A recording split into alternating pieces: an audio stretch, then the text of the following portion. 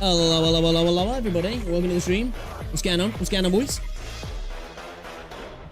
How are we doing? Shit, everybody who might be in chat, guys. Give me a second. Yo, what's going on, Mr. Krabs? Welcome, welcome. Yo, Jamie, what's going on, fella? Give me a second, boys. Yo, how's the audio sounding, guys? We sounding alright? We sounding crisp? We alright? Just check if you got a... Yeah, we have. Appreciate everybody locking in.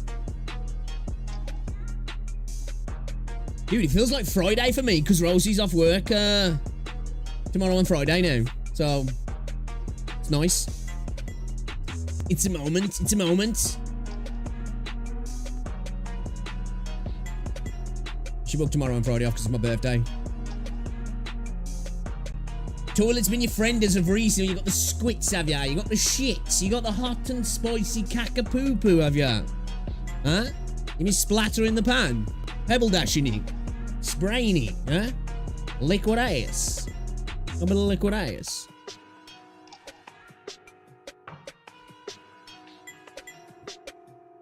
Hot and spicy caca poo poo.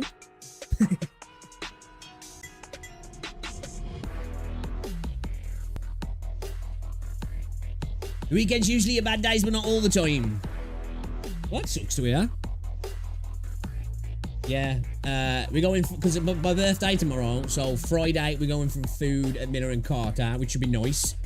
Tomorrow, I'm probably just going to stream because Flintlock comes out tomorrow, and the Thorn and Liberty beta starts as well. So we're going to play a little bit, just a little bit though, because I don't want to spoil myself too much, because I'm looking to play the game on launch.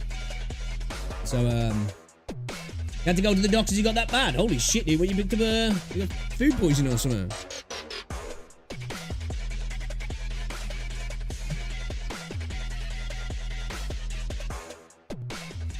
Well, I'll be getting better soon then, dude. That's crazy. Is the stream looking alright on YouTube? It looked really like it was stop motion just.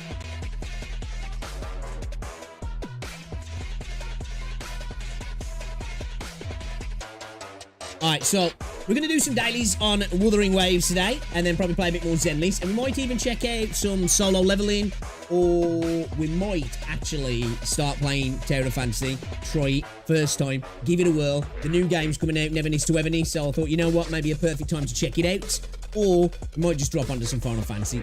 We'll see. We'll see.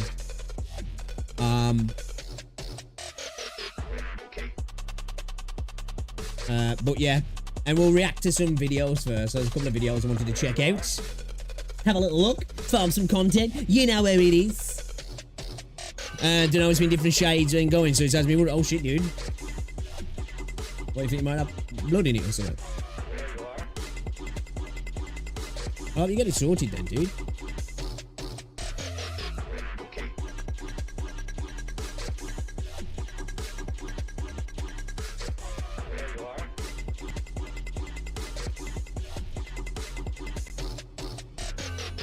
Yeah, Never Needs to Ever Needs looks great. Really looking forward to that game, actually. So bad, any blood, fingers crossed. Okay.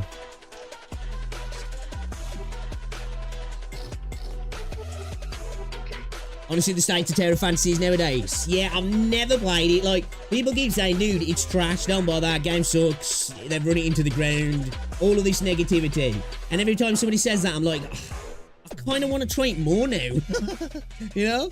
Just makes me want to check it out.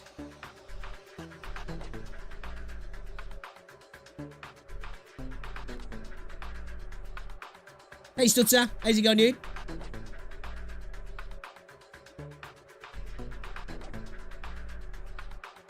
Yeah, it's like the more bad things I hear about it, the more I'm like, I want to do it. I want to do it. So yeah, as I say, Flintlock tomorrow and Throne and Liberty.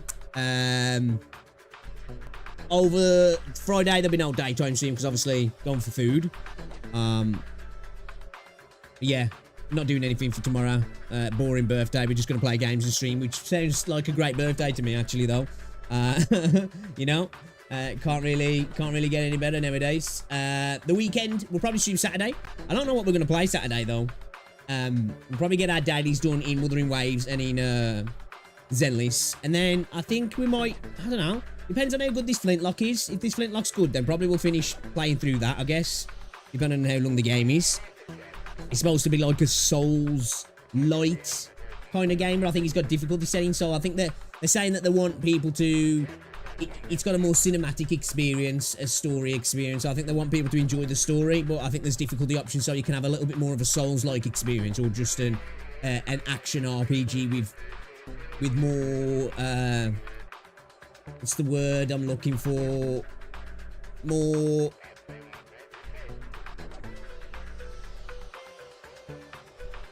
I don't know, what's the word I'm looking for with that type of combat, with, you know... Yeah, but you know what I'm saying, like, it's that type of combat, but I don't know how that'll work in an easier difficulty. Will enemies, like, will there be a bigger dodge, parry window, all that sort of stuff? I'm curious. So, hopefully it's fun. It looks cool anyway. I want to check it out. And then we'll be checking out Throne and Liberty also.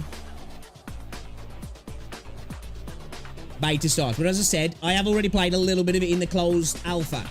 And I really like the game, and I want to play it when it launches, but I don't want to keep doing, because it'll probably be the start area again, I would imagine. I don't want to keep playing that and play too much of it, and then the game comes out, and I'm like, I kind of get jaded for the first few hours of the game, and that ruins the experience. So we'll probably only play a couple of hours of Throne and Liberty, just to see how things are coming along, and then we'll drop it. So come September, we can really, you know, enjoy it for what it is, and appreciate the launch.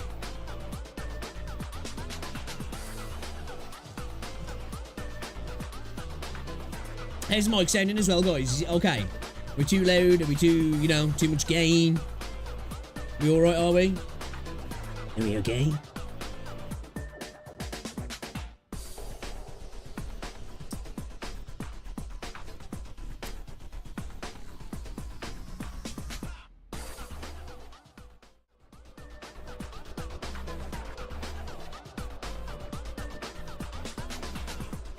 How's things anyway? Those studs, are you all good?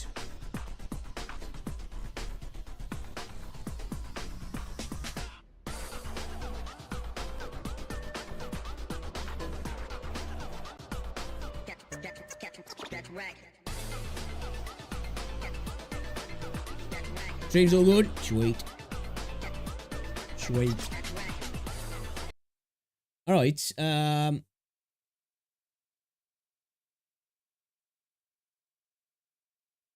want to check out a couple of videos. Okay. Give me a moment.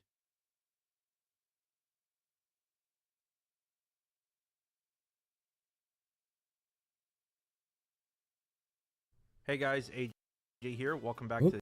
whoop, whoop, whoop.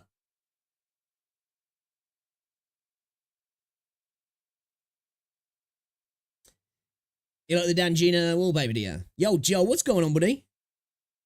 Yeah, it's my B-day tomorrow.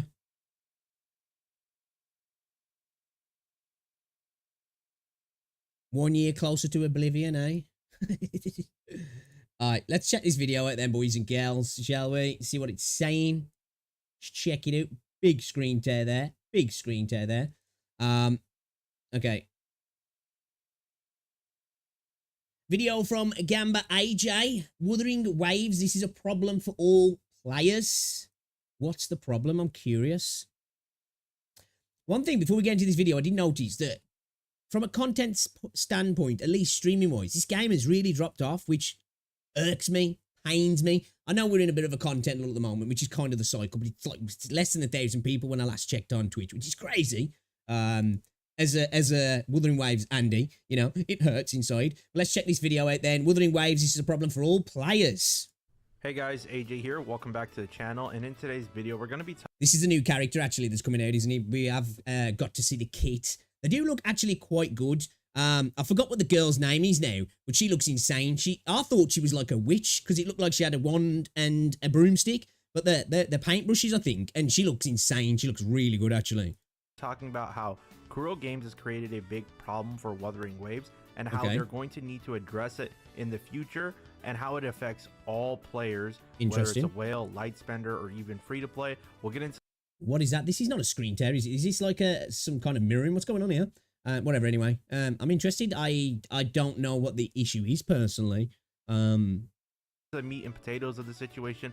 This is the character I was talking about. If you like the content, I love the way she looks. The other dude looks super plain, in my opinion, which I think that kind of balances out some of the more spectacular looking characters. It does help. It does help. But I think he just looks a little bit too plain. And I feel the fact that he's a 5-star, he's going to be a real poor returning banner, I think, unless he's just absolutely ridiculously insane. But even then, I don't think he's going to do that well. Maybe it would have been a good idea, because I think with characters like that, there's no reason why they can't just make them 4-stars and just bundle them in with some of the banners, maybe.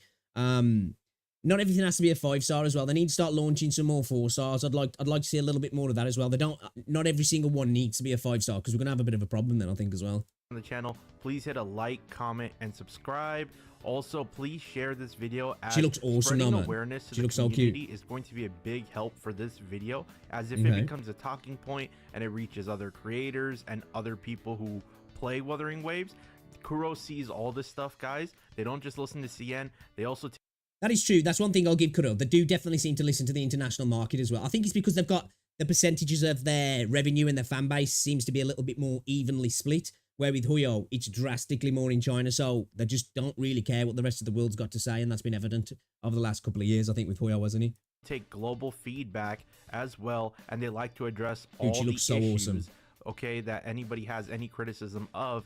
That way they keep improving their game, like they showed us with patch 1.1, which was an amazing patch. But without further ado, guys, let's get into the video. Dude, their animations look great. So fluid. Wuthering Waves, massive problem. So first, guys, in order for me to talk about the problem, I need to give you guys a little bit of context. How many of you guys play different gacha games aside from Wuthering Waves? Maybe you're playing Zenless Zone Zero right now because it's the new hot thing. True. Maybe you're playing Genshin Impact preparing for Natland. Maybe you're playing Honkai Star Rail and we just got new drip marketing for new characters coming out, and their patch is just around the corner once the Jade banner ends. These things that I'm speaking of right now, these different gacha games and how it's affecting you as a player right now, is going to be point A. As you guys have options right now, and you guys can play multiple gachas if you have the... I think that's the problem all gacha games are suffering from now. All games suffer from this in any genre, you know, whether it be a battle royale genre, extraction genre, any genre. They're all fighting for your attention, aren't they? And we've only got so much time and so much money to buy games, and obviously there's free-to-play games and such, but there's the extra element with gacha games, with the time investment and daily logins and stuff, and then obviously the monetary side of things and the grind if you're going to try and be free to play. There's that extra layer. You can only really have a couple of, maybe like 3 really, that you can properly dedicate yourself to if you have a life as well. And that's even pushing it then. You know, I don't understand how some people can really grind so many different gacha games and actually, like, you know, eat and bathe. Well, they probably don't, but you know, it's I think it's exacerbated in the gacha space that, you know, that you've kind of got to pick and choose a couple and really invest yourself into those, haven't you, whether it's time or money or whatever. Time.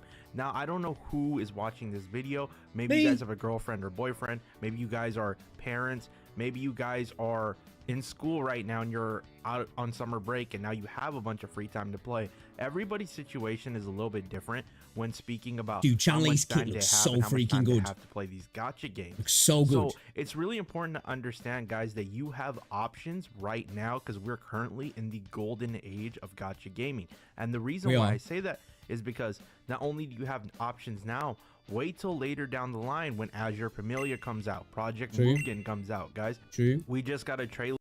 We've just got Neverness to Everness. I've heard some people actually saying that is Project Mugen, but it was different devs, wasn't it? But I don't know if like that it's the IP's been brought and they've changed the name. That's what people were saying anyway. Obviously, it kind of sounds a little bit wild to me, but then not actually out of the realm of possibility. But Project Mugen's really been usurped by Neverness to Everness, really, to be fair, because they dropped a trailer, got 5 million pre-registrations, and then went totally off the map, didn't they? I'm curious to see if we're actually going to see some more of this soon, because they've really got to start getting their promotion out there now with Neverness to Everness, because that game looks amazing in my opinion. Trailer to Neverness to Everness, a new game that's going to be coming out in the future. So one thing I want to prioritize, guys, is again, you guys have options and you guys are paying when you play these gacha games. And I know some of you might be saying, AJ, I'm free to play. I don't pay any money on these gacha games. You're paying me your time. And to be fair, we've got so much choice in video games at the moment. Don't get me wrong, I don't think we've ever had so much trash in video games, but we have got so much choice in video games now.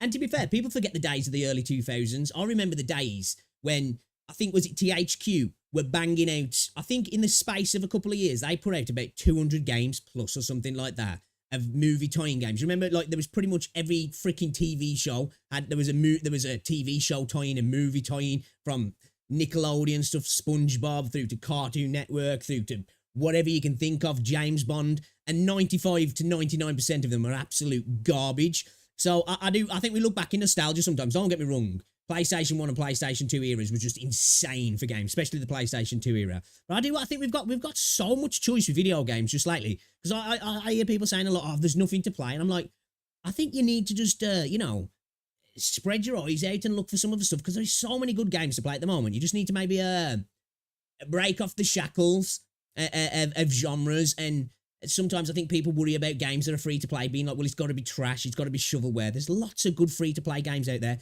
Obviously, some of them have better monetization systems than others, but man, there's so many good games out there at the minute. No, but you're still paying for with your time.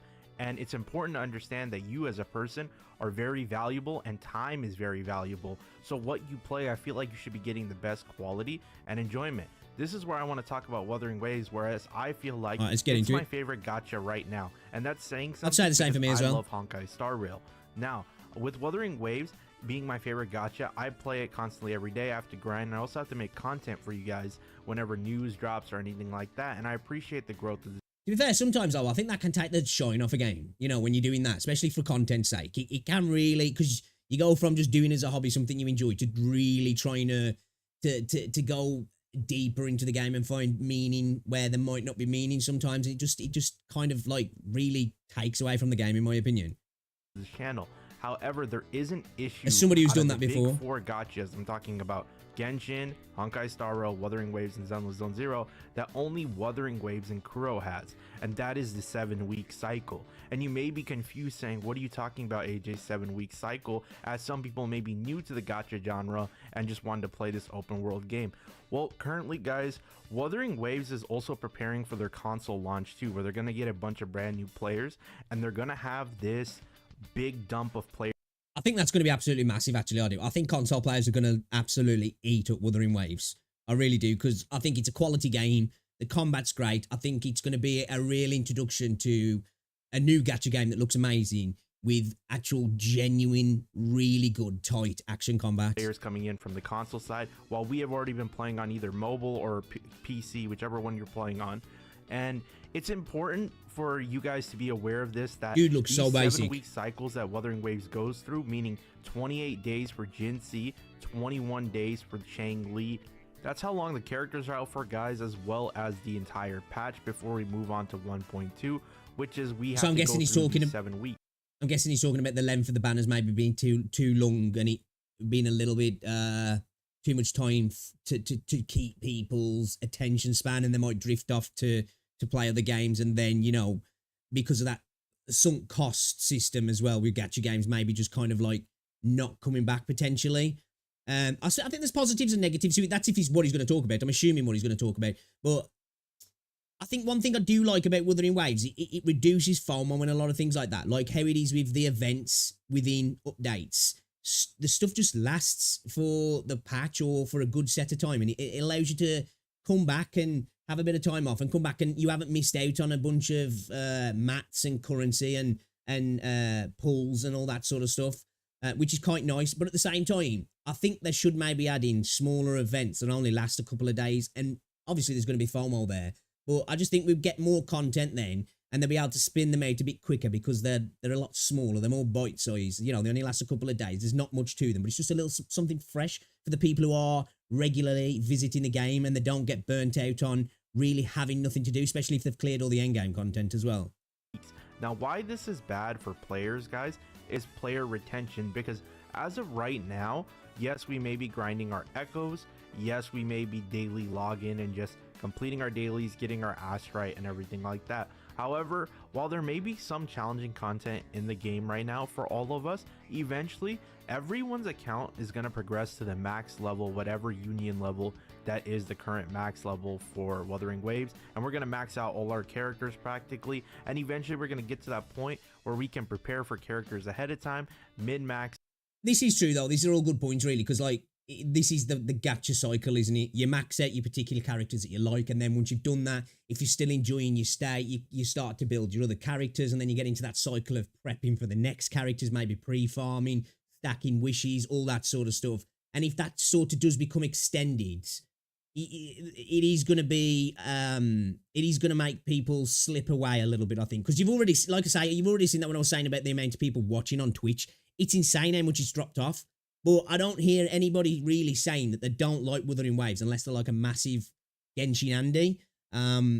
Because all the content creators kind of like it, but they are all on Zenless at the moment. And I know it's a new hot sauce, it's a new spicy thing, but I definitely do think this is an issue, especially for content creators as well, because it gives them nothing new to share. And let's face it, in video games nowadays, content creators are a massive part of keeping that cycle of keeping people interested and retention and eyes on the game as well, isn't it? It's a massive factor nowadays. No matter how much people want to deny it, like, you know, large content creators drive eyes towards games massively. Them get good echoes ready to go day one and just pull on the character. When we get to that point, guys, which is approaching every day, essentially these 7-week cycles aren't going to feel as good. What's essentially going to happen is we're going to get an amazing story quest, we're going to get some events along the way, do the events, explore the new area, but by then it's on average going to take us maybe 5 days if you're a busy person. If you're not that busy and you have free time, maybe 2 days, and the middle ground would be like 3 days, guys. So after that 3 days, what do? You can move on to another gacha game, of course, and play that till it's downtime.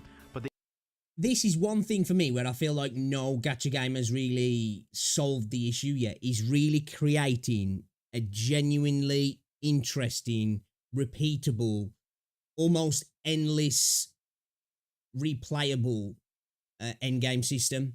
I don't think anybody's solved that issue yet, and I don't know if they ever will. There's the potential to create stuff. Obviously, it's going to take a lot of time and constant updates, but I think that's where you can solve if you are going to not shorten the updates, you know, because obviously all this stuff takes time to create, and I suppose they don't want to pump out too much stuff early and, you know, and then not have enough content to keep it dripping kind of thing, you know what I mean? So I think maybe they need to work on more endgame content. That's what's going to keep people retained. Stuff that's really enjoyable, that's fresh, that changes, that has like a sort of refreshing and rotating system to it as well. That's actually has some variety to it also. Like, it's difficult, and I haven't got the answer, but I feel like that is the way that we need to go to keep people attached, because you're always going to burn through content, especially people who are enjoying the game and play it a lot are going to burn through content. There's only so much content that can actually put out, but if they create systems that can, you know, pivot and change and feel fresh and feel challenging and give you loads of different things to do, I think that's the way to go about it. Because at the moment we have got good endgame stuff, but it is quite limited, isn't it? the issue is going to be is right now, currently, most Wuthering Waves players that are playing different gachas are either playing something along. I want to know when gaming became about doing everything as quickly as possible. It seems modern games are very small interest windows. You agree, dude? And soon even big titties fade away. I remember when a game was common talking point for months and months. Agreed. I do agree. I think that is the culture of the internet, and content creation's driven a little bit of that, hasn't it? It's like we don't get to really enjoy games from the off. This is why I was talking about Throne and Liberty when I was saying that I'm going to try a little bit of the beta and that's it, because I want to enjoy the launch. We see games, we kind of know what a game's all about before we even get to play it day one, and that kind of takes the shine off it, doesn't it? And then there's this drive to just push through all the content. Everybody wants to min-max. Everybody's learning how to do everything the best way, and it kind of takes that enjoyment, that specialness of learning things in a game and trying new things out, and you know, failing at stuff and then being like, oh, let's try this now, and getting that magical feeling of like, man, this really works, and you came to it with your own conclusion as well. I think that content creation and streaming has inevitably been a big factor in changing that, hasn't it, really? There's no denying it. Something smaller like Cookie Run Kingdom, or if they're playing another big gacha, they're either playing Honkai Star Rail for the most part. Zenless Zone Zero, I would say some, but I think most people who play Wuthering Waves don't really even want to play Zenless Zone Zero, and I think Zenless. I don't know if I necessarily agree with that. You know, there might be a large portion of players who just like, I don't vibe with that. I think there's a lot of people who don't, because let's face it, Zenless Zone Zero has created a big divergence in opinions. You know, people are really at odds with each other. There's some people who love it. There's some people who just hate absolute trash. I'm in the middle. Like, I think the game's decent. It's a lot of fun. It really is. It's simple when you start off with, but there is genuinely some nuance to the game. And the game doesn't really show that off well, and even doesn't teach that. It kind of says, look at this brainless game, but it's not so brainless. But I think there's a lot of people who play Wuthering Waves that enjoy Zenless Zone Zero. I think there's a lot of people who play Wuthering Waves that enjoy all of the different gachas, at least the quality ones anyway. I think the people who just get like the sunk cost bias with games and are just Andes and are just like fanboys and such are the type of people who are just like, yeah, no, that's just not touching that. But you know, you might be right, but I don't necessarily agree with that. I think there's plenty of people who play Wuthering Waves will enjoy Zenless as well. And vice versa. Zero players feel the same way about Wuthering Waves, where they just really want to play Zenless Zone Zero. They don't want to play Wuthering. So to be fair though, Zenless is the new hot thing, isn't it? So even I've been playing a lot of that recently, but I definitely think Wuthering Waves is a better game in my opinion. They both do different things and they do them better in different ways. But yeah, I've been playing it because it's new. It's a honeymoon period, isn't it? Those two are separated, and of course Genshin players just, I don't know, it feels like they only play Genshin and they're that's one thing I will agree with. That's one thing I've noticed. Genshin players really seem to like. I think there definitely is like this kind of like you know, master race kind of attitude with Genshin players as well. I see it a lot. Now I know that games is a tribal space. Everybody, you know, every game's got that sort of community to it, you know, with the toxicity and whatever. But yeah, there's a lot of Genshin players. Like any game that comes out, and it's just automatically it's absolute trash because it's not Genshin. And I think a lot of that's because, I don't know, maybe there's special memories of people because it released in COVID, and then there's people who spent a lot of money, and then there's the sort of people that really hate when games take things from other games, which I don't get. Because at the end of the day, I don't even care if a game plagiarizes another game. If I get a good product at the end of it, I'm happy. Still committed to this game, but I mean, they have Natland gearing up, so let's see how long this lasts before we get into another drama with them that we got to cover. But the reason why, guys, this is important for Kuro to change it and for us to spread awareness is we're eventually going to hit a patch period in the future where we're like, we're bored. We don't, there's not enough content in the game, and it's going to be frustrating. I think there's a lot of people already there now, if I'm honest. I am not, because after 1.1 dropped, I went through the main part of the story, and then I stopped for a couple of days, and then Zenless came out, and well, Zenless came out right after 1.1, so I played a bit of it, done the story, and then I've still got plenty to do. Like, I've still got some of my characters to build at the moment. I've still got a bunch of traces to do with characters. I've still got endgame content to do, and I've still got a bunch of side quests left now in the new area. So I've still got plenty to do. So I suppose not rushing through it has helped me there, really. But I think that's the way gacha players play these games. Something new comes out and they hammer it hard, and then they just go off to something else, don't they? And I think that's why they get bored. So I suppose looking at the way the players play the game is important, and maybe adapting to that, to maybe shortening things up, or having like parts to the updates where new stuff hits midway through. I think that probably is the best way to solve it. You know, events, whatever it might be, adaptations to the end game, switching things up, you know, changing the battles, changing the holograms, changing afflictions and statuses, and, you know, resistances, and just adding like kind of unique little things on the fly. Frustrating because I feel like content creators right now for Wuthering Waves are kind of carrying the hype for 1.2. Eventually we all will be hyped when we see the trailer, and obviously there are character animations. If you want to go check them out ahead of time, guys, I have kit detail. So this is what I say, this is like the problem before we even know what's coming. We know what's coming almost because the leaks and kit details, and people already know, right, I know exactly how I'm going to build this character, and I've got to go and do all this, and we pre-farm, and I think it takes a bit away the enjoyment. And then when the game comes out, everybody wants to race to have the most powerful character, so they're prepped pretty much. The character drops and they max the character out within a couple of hours, whereas I like to just kind of wing it, really, with these games. until I'm like, I hit a brick wall. And then I'm like, okay, maybe now I'll look to see what the community's saying and what's the best way to go about it, potentially, if I can't figure it out myself. Videos and I have their animations being shown off. I don't cover any story, you know, I'm never going to do that. But I do think the only reason Kuro Games even has hype for 1.2 right now is because the content creators are covering the kit and showing off the characters and what they can do right now. And I think they should be a little bit thankful, because I feel like if it wasn't for content creators right now showing off what ZZZ and Zhang Liao could do, there would be this little quietness and the hype would die down.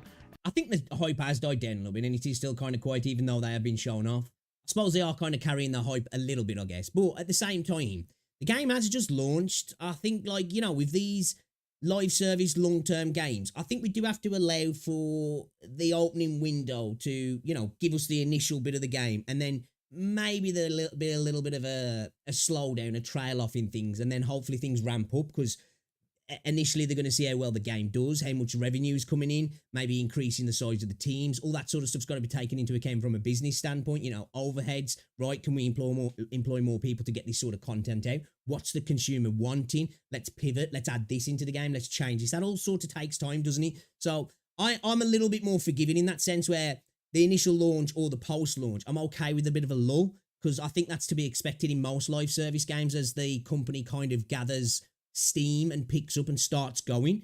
But obviously from a consumer standpoint, most people are like, I don't care about that. Just give me shit now. I need it now and I want it now, kind of thing. And if you don't, I'll go elsewhere and get it from somewhere else. And guys, you're going to have, like I said before, Project Mugen and Azure Pamelia, Neverness to Everness. But guys, who's to say there isn't other gachas being worked on quietly that are probably going to show a trailer and be like, oh yeah, here's closer to release day.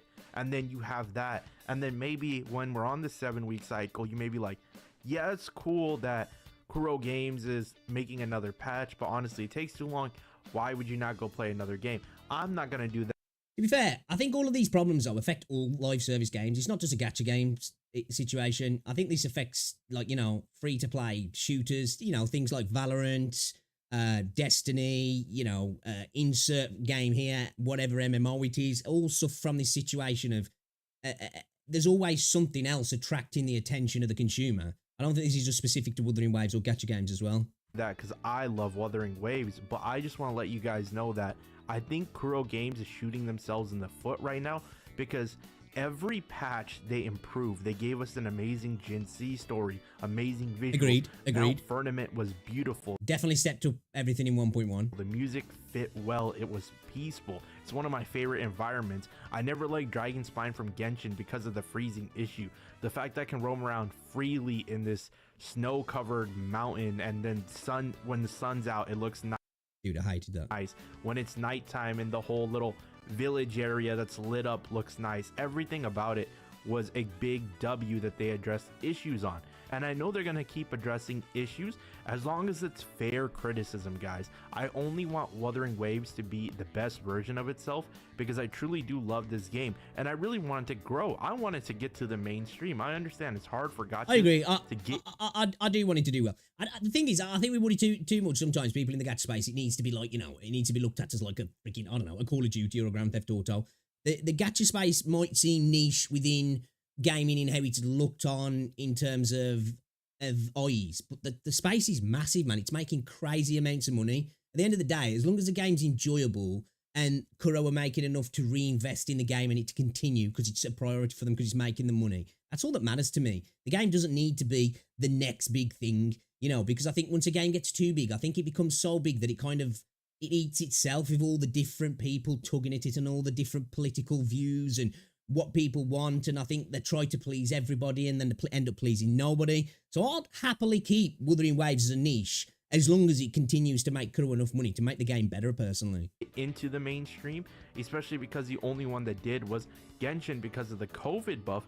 Yeah, but guys, massive COVID buff. Gacha games make a lot of money. They have the potential to keep investing in their product and gain so many players and make one of the most amazing things ever. Think about it. It's not a AAA title.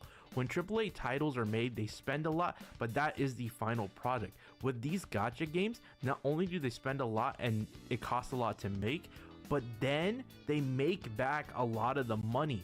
so they can expand and create these new worlds that feel amazing, that anybody would want to play and be like, yeah, there's gacha elements to this, but this game is amazing, I want to play. Not to mention, Kuro already rewards players, and that's a positive benefit. Well, this is what I was talking about in the open world video. I think creating a game like Wuthering Waves and like Genshin, it's kind of becomes its own problem in a sense, because it's a game first with the gacha system attached to it, rather than just being a gacha game through and through, and everything is designed to work within the system. You know, kind of like how Zenless is in a way. And I know this game, a lot of and the same with Genshin as well, the systems are all designed around, you know, your characters, farming, mats, all that sort of stuff, currencies, pulls, whatever it be, leveling your character to progress through end game content and all that sort of stuff, getting DPS checked to need to invest more and all that sort of stuff. But it is an action open world RPG at the end of the day. So it takes a lot more time to create the maps, to create the systems, to create the mechanics, to design the characters, you know, the voice lines, the story. It's all a lot bigger, isn't it? So I think we've got to take that into account as well, that's going to slow down the content that smaller games that are a little bit more compartmentalized and specifically designed for the gacha space. They're going to be able to churn out content a lot faster as well. And of course, we've got to remember, I think this is Kuro's first self-published global release, isn't he? I don't think PGR was, I could be wrong, but I don't think they globally self-published that game. I might be wrong, but you know, so I think we've got to give them a little bit of time to get going. But obviously, the modern gaming is incredibly cutthroat, so I understand as well. If they don't, it is going to be the game that suffers, and then in the end, people who enjoy the game are going to suffer as well, because we're going to lose a great game, aren't we? But this is just a talking point in a conversation that I do feel like is in some players' minds and some content creators right now who do want to play more of the game and want to make more content for you guys, but it is tough right now. Let me know in the comment section below, guys, what do you think? As always, please hit the like, comment, and subscribe. And guys, don't forget to share this if you do enjoy it and spread the awareness of this talking point, as I would love to see it in the Wuthering Waves community. Just branch out and hear from what others have to say. That's it for this one, guys, and I'll talk to y'all next time. Peace. That was a good video. Gamba AJ, the Wuthering Waves. This is a problem for all players. I do agree with what he's saying. I do. I personally, like I say, I am a lot more forgiving and willing to allow that post-launch slowdown, because I just think it's inevitable with most games, unless they've got this absolutely insane budget, everything's prepped and it's, you know, it's ready to go. But I think Kuro have spent so much time in trying to listen and change things and make sure they're trying to keep everybody happy, which sometimes isn't going to be a good thing, as I said before. But I think they've been putting quite a lot of effort into that it's going to slow things down. And then, of course, they've had to adjust things with the banners, with 1.1. Everything had to come forward a little bit. So that's going to, of course, put a lot of pressure on future content and maybe delayed stuff a little bit, because they're trying to make sure that they don't clash with Zenless's updates and keeping themselves out of the line of sight of Huyo, the absolute behemoth. Because if they don't, they're going to get crushed, because it doesn't matter how good Wuthering Waves is, Huyo is just so freaking big. Just look at Zenless Zone Zero. That game divided so many people, but that game made $25 million in a couple of days. Absolutely freaking smashed it. 50 million plus downloads. So it shows like Huyo with that like massive name now, that he just attracts people to it, doesn't it? So that they've got to make sure that they're like kind of, you know, dodging around all that sort of stuff and still trying to get the content out. So yeah, I agree with what he's saying. They do need to make sure they've got a constant drip of content, which hopefully will start to happen. But I'm okay to give them a little bit of time to get to that point. But I think all the points he made were definitely valid, in the sense that people will start to go to other games if the game's not keeping them, you know, keeping them coming back daily. And I think that's going to mean smaller updates that are going to create FOMO, which will annoy some people, because people like that with the events and the stuff that's in the game in the minute, it lasts for a good period of time and there's not that FOMO there. But I think they definitely need to start doing that and have a couple throughout a month that really freshens up the game, add variation to the end game, add more end game stuff like that.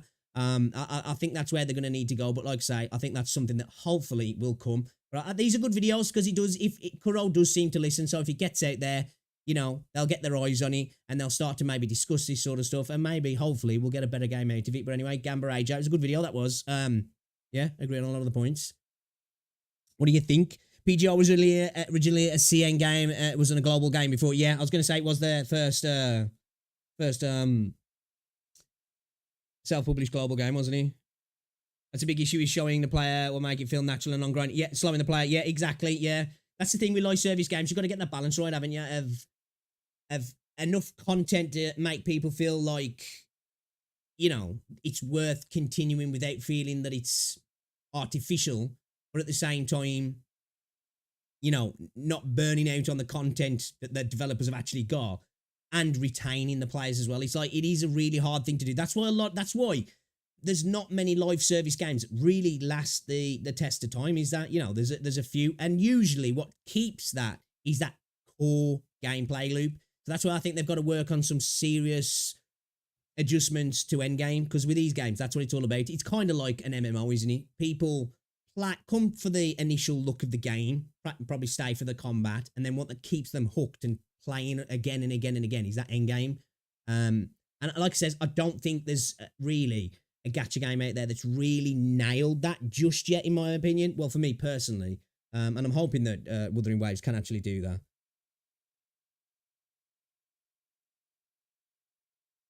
Give me a second here.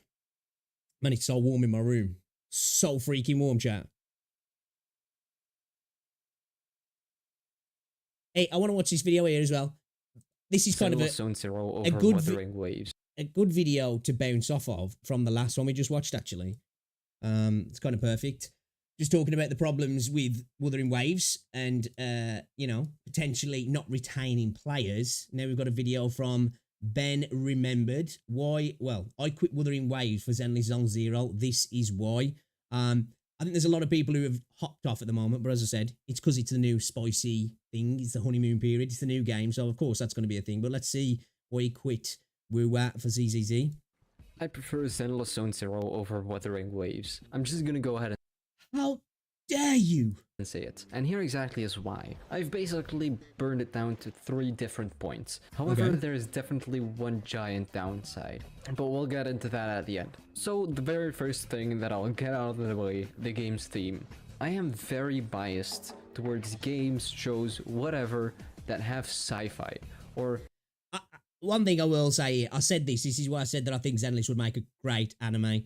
That I love sci-fi and I love the setting of Zenless Zone Zero. I think it's one reason why I really like that Neverness to Everness game, because it just, the setting and the premise and the atmosphere and the universe that you're in just looks insanely cool. And Zenless Zone Zero's universe looks incredible. It looks like a cool place to be.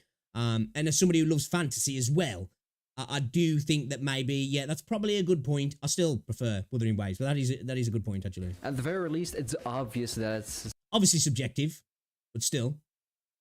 science fiction. I don't know why, it just is. I don't necessarily have anything against fantasy shows, but it just gets boring, and it often feels repetitive. Generally, it's all just Well, I think that's the thing with fantasy anyway. You're always going around the tropes with fantasy, aren't you? You're going to have tropes with sci-fi. But I think they're a little bit more well-worn and weathered maybe in fantasy.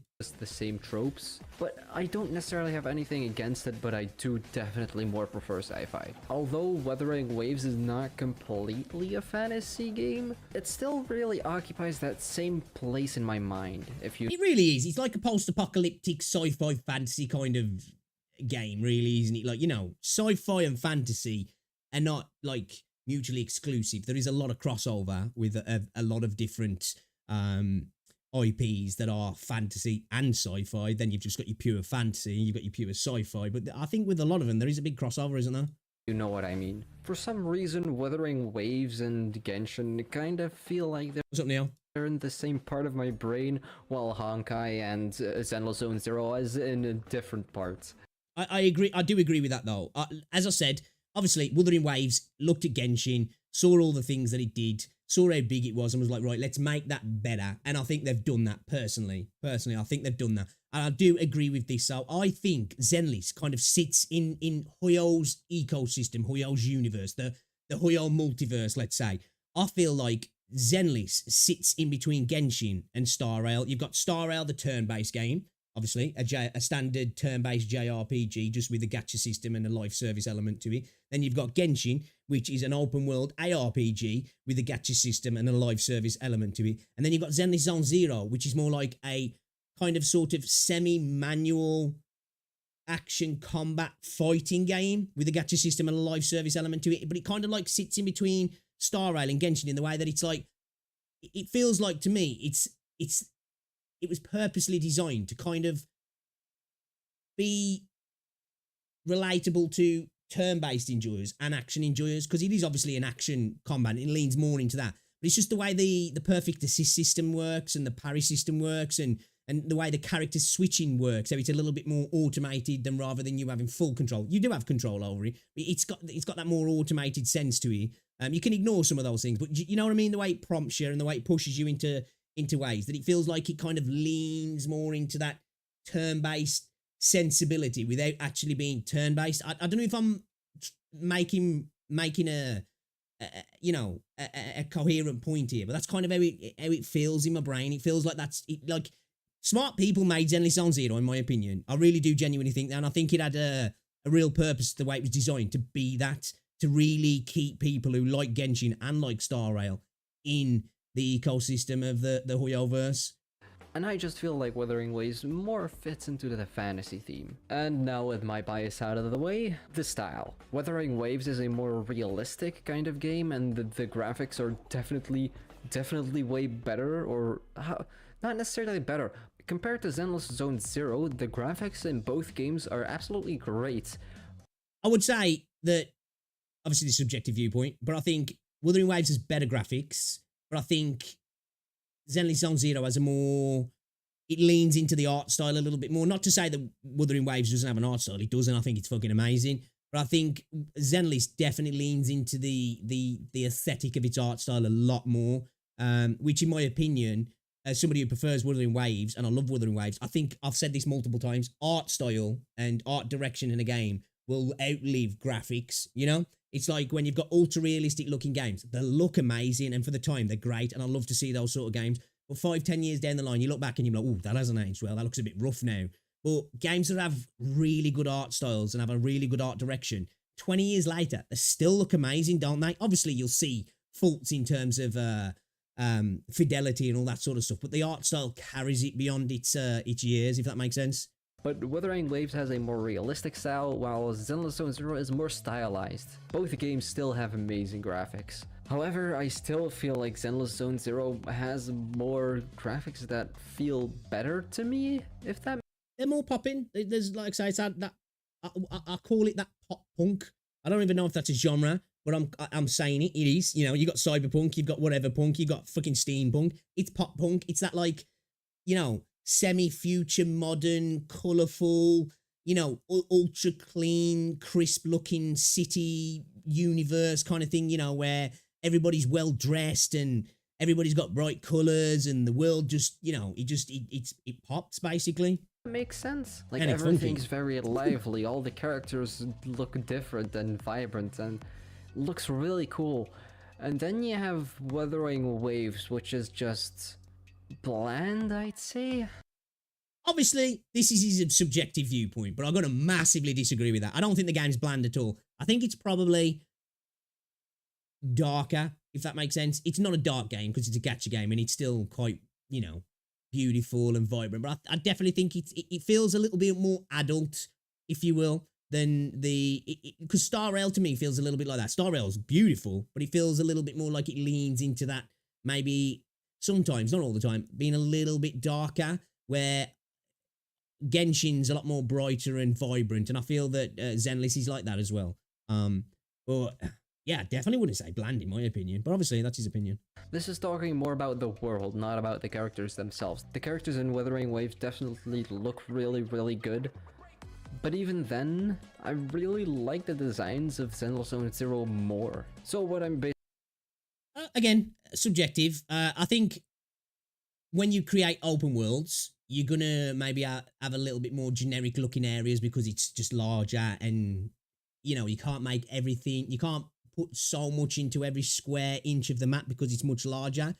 Zenless does look amazing, and some of the environments look amazing, but to be fair, when you're in a lot of the combat instances, a lot of them are very samey and repeated as well. So, you know, I think that's definitely a negative towards Zenless, and some of the areas are quite bland. At the start, they get a little bit better as you go on, which kind of reminds me of Snowbreak. That's a massive problem Snowbreak had at the start of when that came out. It was just all the same. It was just like all the instances was just boring and bland. I don't find Zenless boring and bland, but obviously he's making subjective points here, so can't really disagree with them, but I don't agree. Basically getting at is that the style of Wuthering Waves feels more realistic and grounded into reality, while Zenless Zone Zero feels more cartoonish, if you would even call it that. And I definitely prefer Zenless Zone Zero's style way more. That's then fair. The final upside, I think, to Zenless Zone Zero is what I would call the fun factor. Let me just... One thing I will agree with, I said this, even at the start when Zenless feels a little bit Unga Bunga, and the game kind of tells you to play Unga Bunga, it still feels fun. It's this weird thing of it. It's obviously, like I said, the game has more nuance than what it shows itself to have at the start. But even when it doesn't show that, and you kind of just, if you want, obviously you don't have to at the start, even though it's easy and you can do it at the start. You can just literally go through the game left clicking, really, at the start anyway. Obviously, as you get further in, you can't. But even kind of doing that, it's still fun. I don't know, it really does a good job at that. I don't know how, but it gets in my brain and I'm having fun, even though I kind of know that at the start I'm playing in a really simplified way, although there is more nuance to come. So I do agree with that. The game is fun. Quickly get up a clip from Tectone. All right, let's continue here. Target demographic, furries and Zoomers. I feel like a lot of people who are older Yeah, I agree with that. aren't really gonna enjoy this game too much because this is for much more of a Zoomer ADD audience and for furries, but it is what it is. Honestly, I absolutely agree. I agree with that, to be I'm fair. not gonna go against it. Let's be honest here. And I feel like I am more inside of the demographic for Zenless Zone Zero. Well, so what is he? What is he? Is it the age, or is he a furry? Rather than Wuthering Waves. Or both. To me, everything feels more fun, which is more what I would like in a gacha game. In Zenless Zone Zero, everything from the story to even just the very font that they use for text feels really, really fun in my mind. It feels like everything's been chosen to be more fun rather than serious. And that's more what I agree kind with of that. look at Definitely for agree with gacha that. games. I'd rather have something much more fun. However, there's one downside to Zenless Zone Zero. And, well, let me say it like this. Wuthering Waves, initially, when it was released, it had some issues, and the developers responded immediately. That's one thing I will say about Zenless. To me, so far, it seems like it has had a really smooth launch. Obviously, there's been a massive disagreement on the game, but I feel like the game as in itself, from the way it plays, personally, obviously it's anecdotal, it seems like it had a really smooth launch. I had the same for Wuthering Waves, actually, because I'm playing on a really good PC, so I never really had any issues. So when Kuro were giving us all this free shit for the game not working properly, I was like, sweet, thanks for all the free stuff, I'm having fun, I'll take it. But yeah, so far this video's really just been about his preferences about the games, which is totally fine, really. But I'm curious to see, are we getting into now like some actual substantive reasons beyond just a preference of visuals and such of why he quit the game for it? Immediately. At least that's what I got from the whole situation. Everyone was happy that the developers talked to the community and how they even tried to compensate the issues with rewards in game. However, with Zenless Zone Zero, the main issue that people were mad about when it first came out, and I don't know if it still is, but it's about that the game is not difficult enough. Seeing as this is the main- Okay. Agree.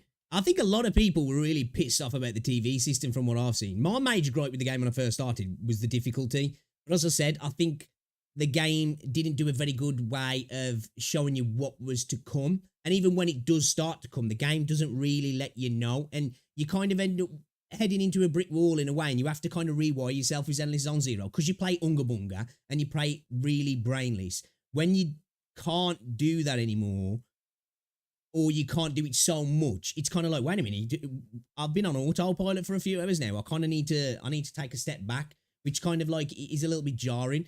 But I remember that as the game launched, a lot more content creators, at least, people seem to be way more mad about the TV system, which I like the TV system. I just think it's bad in the story and the way it tells the story. It's a little bit abstract and distracts from it. But I do agree with that though, yeah. The game did feel really easy at the start. I don't you remember before the game came out, I was saying, dude, why do the enemies look so passive? They just don't look like they're attacking. We're obviously going through the Shiyu defense missions now. The game definitely does pick up a little bit, but a lot of it is more that there's a lot of damage sponges, which I'm not a fan of. Main thing that everyone's talking about, I would expect that the devs at least would say something about it, like just acknowledge it. However, it's not really talked about, really. They're still updating and fixing the game, but the difficulty is never really brought up. I think it's probably not as well because they've got such a massive market in China and on mobile, and an action game like this is going to need to be somewhat easy to get into and have a little bit of a higher skill ceiling for people who want it, but you're going to be able to get through a big chunk of the stuff quite easy because mobile players, I don't know how people can play these sort of games on mobile. Personally, I can't play games on mobile at all. I don't know how the hell people play things like Wuthering Waves on mobile, because I'm just like, respect, because I just can't do it. So I could imagine some of it's got to be to do. I don't know how the frick do people clear holograms on mobile? Like, explain that shit to me. They're still fixing the game and fixing bugs, which is great, and they're talking about it, and that's perfectly fine. But deep down, it feels like they're kind of ignoring the main criticism about the game. However, To be fair though, that seems on point for Huyo though, doesn't it, really? If we're honest, that's one thing that people were really happy about Kuro. There was the response, it seemed like they were listening. That's kind of the way Huyo are, and then he's like, hey, there's been an issue, or thanks for all the downloads. Here's 30 polychrome. Here's a prima gem. I try to look at this from the other side. It's pretty difficult to talk about the difficulty of your game. What if the developers just suddenly decided like, okay, yeah, the game is not difficult enough, and then crank it up for everyone? That would just... Giant cat testicles. I think they just maybe need to add another difficulty that's more designed for people on PC and console, in my opinion. Because the challenge mode, I don't really understand it. Like, the game must be super, super easy on the normal mode. I don't know what the endgame content kind of like, but going through the early stages of the story, you don't ever get into any difficulties, And I guess that's a purpose, because they want to draw people in and then start to crank it up, I guess. And once updates start to roll out, there's going to be obviously some harder content coming. I would imagine anyway. It makes sense for it to be there, because obviously what's going to keep people coming back, Just be stupid. Because people who are just getting into the game have a way harder time, while older players had a way easier time to get through the content and the game. So it's pretty interesting to see how this really all unfolds. In conclusion, I've decided that Zenless Zone Zero is better than Wuthering Waves. This is all my opinion. Get your own opinion in the comments. Don't attack anyone. Fair video, fair video, all subjective. Has he really quit Wuthering Waves, or is he just basically saying there that it's, I prefer Zenless, but it's a good title to bring in views. I can't disagree with anything he said, really, because it was literally all subjective. The only point that he really did kind of make that I guess was, something that you could argue around was the difficulty in Zenless, which was more of a negative towards Zenless, I guess. Everything else was just preference, which is totally fine. And I don't necessarily disagree with what he's saying, because I think Zenless looks absolutely gorgeous. I love the style of it, I do. I absolutely love it. Like, the cutscenes are just gorgeous, man. Absolutely gorgeous. And Wuthering Waves is gorgeous as well. They're just gorgeous in different ways, aren't they? It's like two beautiful paintings with a different style, They're both beautiful. They're just different. And of course, there's going to be some people who look at the one and say that's ugly, and look at that one and say that's absolutely beautiful. But that's just subjective preference. That's what people like. That's what people dislike. It was a good video though. I think he put himself across it eloquently. I thought he was actually going to go a little bit more into gameplay elements of why he didn't like, or he jumped off Wuthering Waves, but I guess, you know, they were all fair points, really. It seemed like it was all a bit more about the style, the aesthetics, and the visuals. Oh, yeah, but Ben remembered, small YouTube content creator, putting out some actual quality videos there, to be fair, for such a small channel. Definitely go check him out. Actually, I'm going to drop him a sub. Show some love, check out his other videos, see what they're saying. But a good video.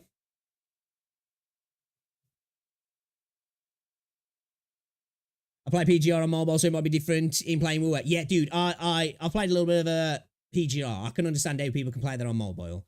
But yeah, Wuthering Waves, man, I don't get it. I don't know how people can do it. Like, you know what I mean? What's going on, Light? Difficult to say in ZZ is true to some extent. Like, the enemies felt so punchable, barely do anything, but only. But yeah, it's when you get to the really like the what is it, the shield defense stuff and the end game stuff, where it really starts to like, okay, I've got to use some of the nuance to the combat now to actually get my S ranks or actually even progress, kind of thing. But yeah, you can kind of go through the rest of the content, kind of just like bash, bash, bash, bash, bash. Like, quite a lot of the content I've been like playing and looking at the chat like while I've been playing and missing my parries and my perfect assists here and there, but just getting through the content anyway. Where when you're playing Wuthering Waves, you just can't do that. You know, even in like some of the medium difficulty stuff, like you miss a couple of freaking dodges and your characters are getting blasted, which is, I think that's one thing I really like about Wuthering Waves. You know, you can get one tapped, can't you? You know, you can die in 2 hits. There's some abilities that as you go up the holograms, they will one tap you if you don't dodge them, and I really like that. I do.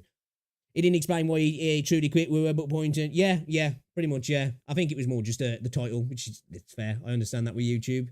It's the game. It is the game. It is the game. All right, should we watch another video before we get on? Man, it's 20 to 10 and I ain't played a video game yet. I'm turning into Asmongold, I am, man. Stop playing video games and just watching videos.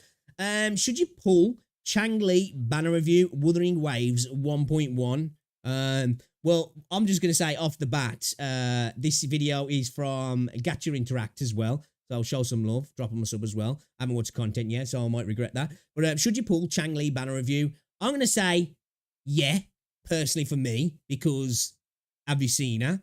I don't care about the combat meta here. I'm looking at the waifu meta, and sometimes, you know, the mommy meta has to come in front of everything else, and you've just got to pull for those freaking boobs, bro. And she's just a gorgeous looking character, so I don't even care if she's an absolute turd. She's getting in my team somehow, and I'm going to force her to work, but I'm pretty sure she's going to be dope. Welcome back, everyone, to Gacha Interact. Today, we're going to be taking a look at the second half of the 1.1 Wuthering Waves banner today. This character we're looking at in this video is Changli.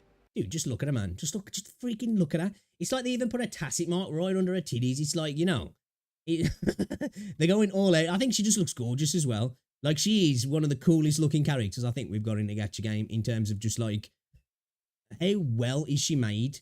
And like, I'm not even just talking about these, like the rest of her. She just looks great, man. Do you know what as well? When are we going to get different gliders? I want to see different glider skins. This should be a glider, a parasol. It's a perfect option to put this sort of stuff in the game, you know, start bringing it out.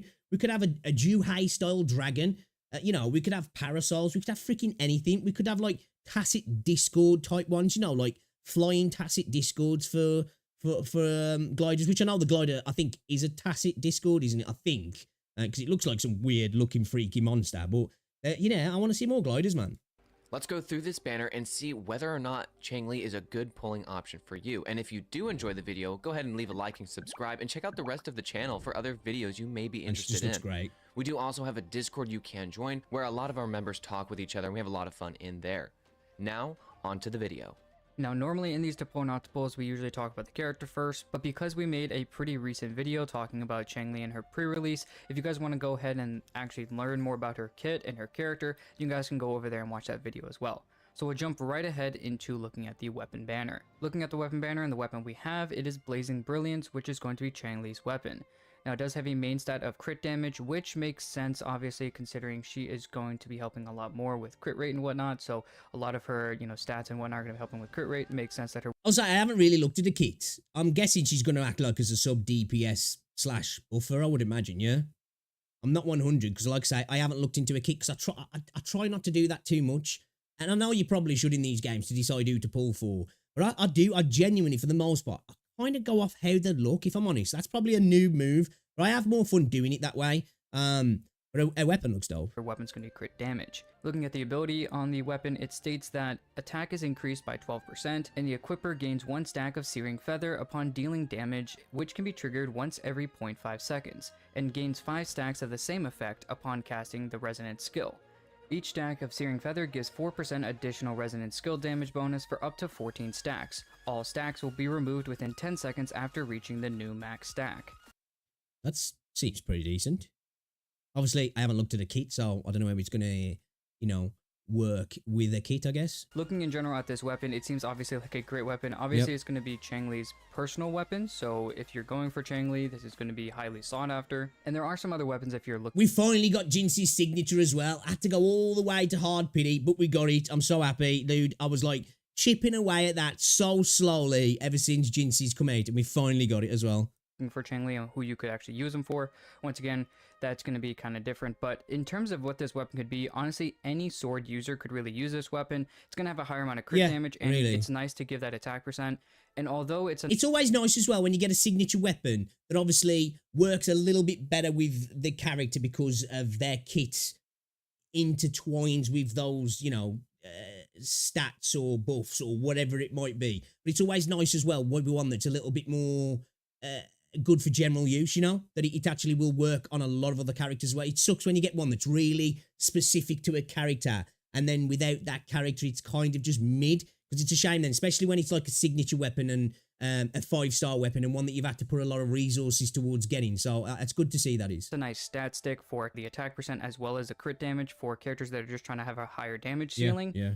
It is going to be tied very much to actually trying to get those stacks of your resonance skill damage. So if you are finding a character that's actually going to be using the resonance skill damage consistently, that's probably going to be best for you. There are some other characters that use it, but personally, in my personal opinion, really with a lot of these games, and first and foremost, what you're trying to do, until you get to, you know, games like Genshin, whatever, that have had so many characters, it kind of defeats the purpose to really go after a 5-star weapon while not going for the 5-star character itself.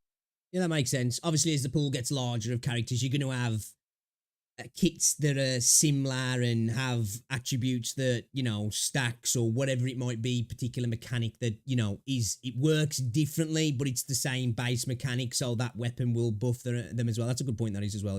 You know, I was saying this before, you know, with Echoes, a lot of people are like, oh, this Echo's absolutely trash. That's why I've not been scrapping many Echoes, really, because it might be trash now, but come the future, obviously there's some Echoes that obviously more superior than others, of course. But, you know, there's Echoes now that you've probably rolled and maxed out, and you're just like, oh, you've at least started to tune, and you're like, you know what, that's trash. I'm not going to use it because I need these particular substats. But those stats might actually be really useful for upcoming characters as well. So, like, I tend to just keep everything, man. So, in my personal opinion, while you're going for Brilliance, you should have Chang-Li first, and that should be kind of what you're looking for first and foremost, just because there's not too many characters that this is really going to line up with when looking at certain characters. There are other characters that technically, like I said before, could technically use this weapon. Characters like Rover, you know, whether it's the Havoc or the Spectro version. There are other characters that could actually just use the weapon, you know, Yang Yang and Sanhua.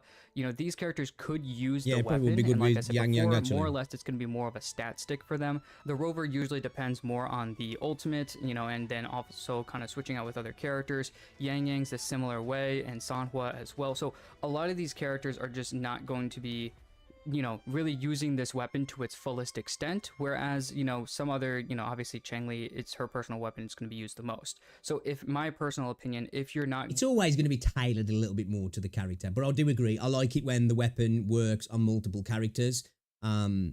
And I think that's something that they could still do now, even though we don't have a massive pool of characters. Of course, new characters are going to come out down the line that, as you say, will work really well with that weapon. But it would be nice to see some weapons that are tailored, the signature for that character, and you better using them with that character. They're going to get the most out of it, but, you know, can really help other characters as well. Because as I say, you put so much mats into it that I just feel like that should be something that's taken into with when they're creating. And I think, you know, you're more likely to get people to maybe spend money as well then, like, you know, going for Chang-Li, then I would just say to skip the weapon altogether as well. Guys, with Natlin coming up sooner than you might, I'm gonna say though, who the frick skipping Chang-Li? You know, what's the matter with you? Why are you doing that? Like, why? expect, I have one question for you. How are your savings looking? WuWa is a service that allows you to top up on Genesis crystals for a cheaper price, so Has you anybody can get ever that used last-minute these? grab of that character you've had your eyes set on. It's super easy and 100% safe because WuWa only needs your UID. No emails. Like, I don't know, man. Like, obviously, I'm not questioning the dude's sponsor at all. I don't know anything about it, but I just like, it's either that you want to spend and you want to be a little bit tight, or you're spending so much you got to try and make some savings here and there. Because I've just never really considered doing something like this. No passwords. Many people have left positive reviews, and WuWa offers 24/7 You just pulled live Jan Sheep. support in case you need help Oliver, with I any do. purchase. You can also top up your Star Rail account in the same way. After making a purchase, WuWa promises delivery in 30 minutes, but I got my Genesis crystals in just about 5 minutes. They've also Yeah, dude, man. Bro, I swear to God, if it was like that, like, you know, within 30 minutes, I'm telling you now, if I'd bought one of them, I'd be like, I'll be stressing out after a few minutes. Like, I've been scammed. I've been fucking scammed. Where are me where are me coins? proven themselves trustworthy through other creators like Dukaja, Jello Impact, Supera.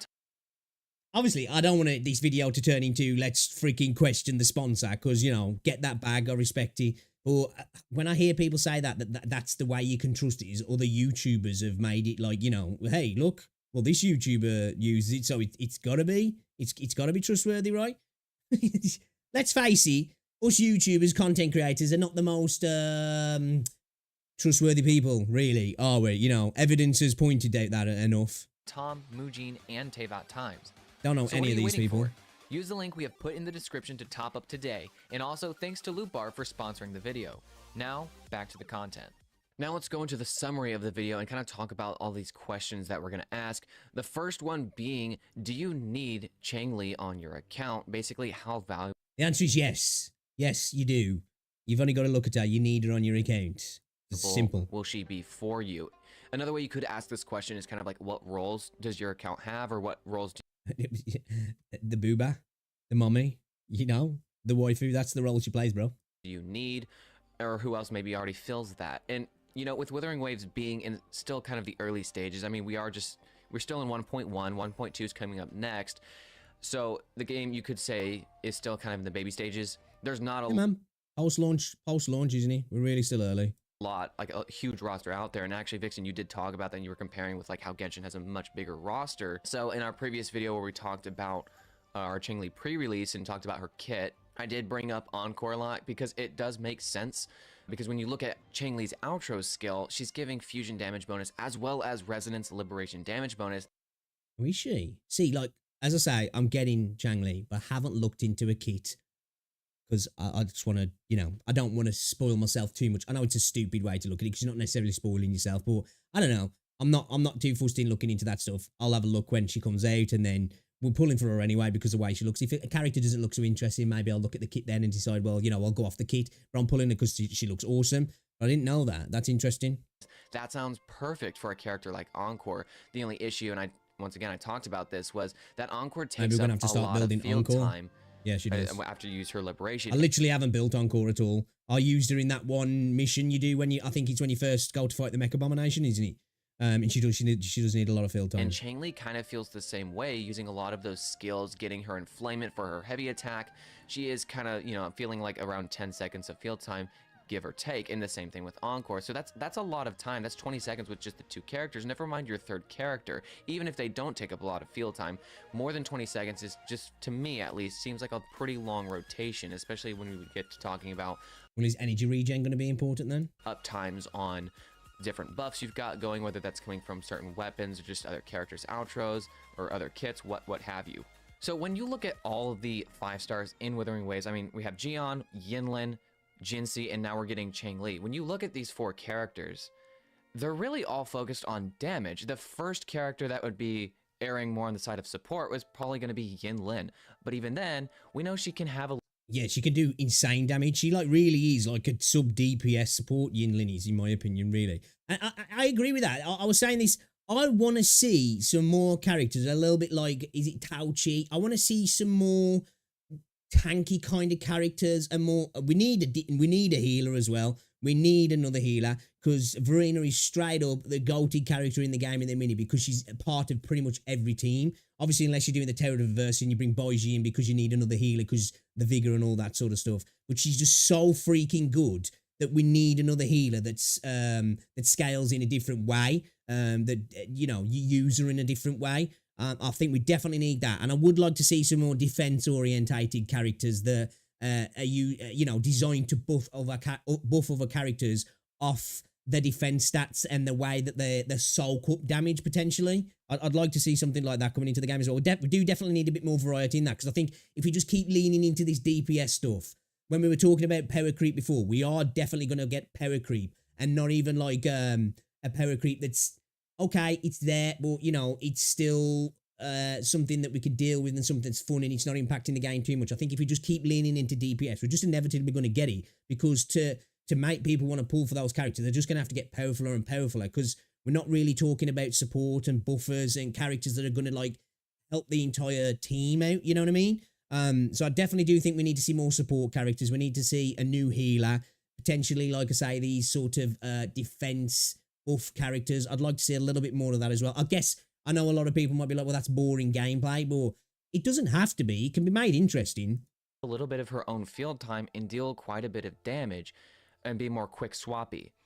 So the thing is, as far as pull value, you could still wait on Changli until we're getting a 5-star that is more heavily dedicated to supporting, whether this is going to be a 5-star healer or a 5-star support that's giving a lot of damage to the entire team, or just another character. I think a character like that we still kind of quite haven't gotten yet, at least in a limited 5-star, is going to have a lot of value, and I would say pull for that character. And I think at the beginning, even if they want to bring out a couple of 4-stars that kind of work like that as well, like I'm down for it, but we definitely need it. Beginning of the game, we thought that's what Yinlin would be more of, and it turned out she was more of personal damage, which isn't bad. We're still lacking a character that's a dedicated support. She really is like a sub DPS, isn't she? That's kind of designed to buff electric characters. But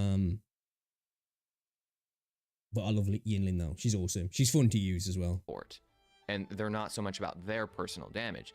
So at the end of the day, yeah, Changli is going to be great because she's the only limited fusion character that's going to, deal a lot of damage. So like I did mention like Encore. If you have Encore, I think you can safely skip. And even if you don't have Encore, if you're still doing okay, even without a fusion damage dealer, I think you're doing okay. And I would say for a 5-star character that's going to come out in the future, whether that's 1.2, 1.3 onwards, really think about getting that limited 5-star healer, support, whatever. Because right now, all we have in a dedicated support, at least for 5 stars, is pretty much Verena. She's an amazing healer. She does give a universal buff on the outro, so that is a case where the outro is actually helping. Dude, Verena is goated. Absolutely goated. S-tier character. Everyone and not just the next character. But when we get a limited version of that, I think that's something that's going to have incredibly high pull value. Now, does this pull away from Changli? I don't think it does. If you don't have Encore, I think it's perfectly fine to go for Changli because that is filling a role on your account that you don't have, especially if you didn't build Chixia. Mortefi's a character you should have already built if you do have him, just because he works well with so many characters, giving the heavy attack damage bonus and just dealing damage from off field. That's going to be a great add. Mortefi is good, but I just think Yinlin's just still better, in my opinion. But Mortefi is really good, though. Asset to your account. So I think when looking at Changli, she's a pretty valuable pull from the start, just because in the fusion department, if you don't have Encore, then yeah. We're forgetting the main thing here as well, man. The boobs, bro. The boobs. That's the main thing. Changli is going to be definitely adding something to your account, and that's just a lot of fusion damage. Now going to the next question we have, which is what kinds of teams are you trying to build? Now when looking at this, we kind of have to figure out what in the roster we actually have that can actually be useful for her. Newer games like Withering Waves, like we're talking about right now, the new game like Zenless Zone Zero, even, necessarily what, Genshin and Star Rail did at the beginning of their games as well. There wasn't too much of a big roster, so teams weren't overflowing with an abundance of characters that you could just use and switch out. So when looking at someone like Changli, yeah, synergy's gonna get better, isn't it, with characters, characters that the kits now might not necessarily be amazing or work in potentially the way they even should gonna get better, because I was talking about this when we were talking about the power creep before, separate from like what I was just saying, just that it's okay if characters do come out that do potentially, have a bit of power creep, but if Kuro was smart enough and make characters work with older characters and the synergy work really well, that it's going to make those better. It's going to be like that's like that. What is it? The rising tide lifts all boats kind of thing, where it kind of lifts everybody up. So there's that power creep where everybody comes up with it. So, it's kind of like freaking Dragon Ball Z. Everybody's getting powerful, but, so is everybody else and the enemies as well. So it's like, okay, we're getting God tier, but so is everybody else kind of thing. Apart from, like, the BRTZ fighters always get left in the dust.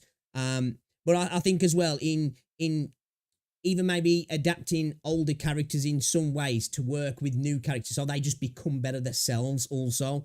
Even if it means tweaking characters and having little patches, we shouldn't be against that, because I think that's definitely a good thing. But yeah, the roster is small at the moment, and that's another thing as well, that I think that it limits what you can do so much in terms of combat and the variety of combat as well, doesn't it? Because it's the start of the game, and that's always going to be a thing. We haven't got the mega roster that something like freaking Genshin's got, and now Star Rail's starting to get as well. You kind of have to think, do you have the teams or the characters in the roster even to make it work? And are there even characters in the roster to make it work, or are you really focusing on something for the future?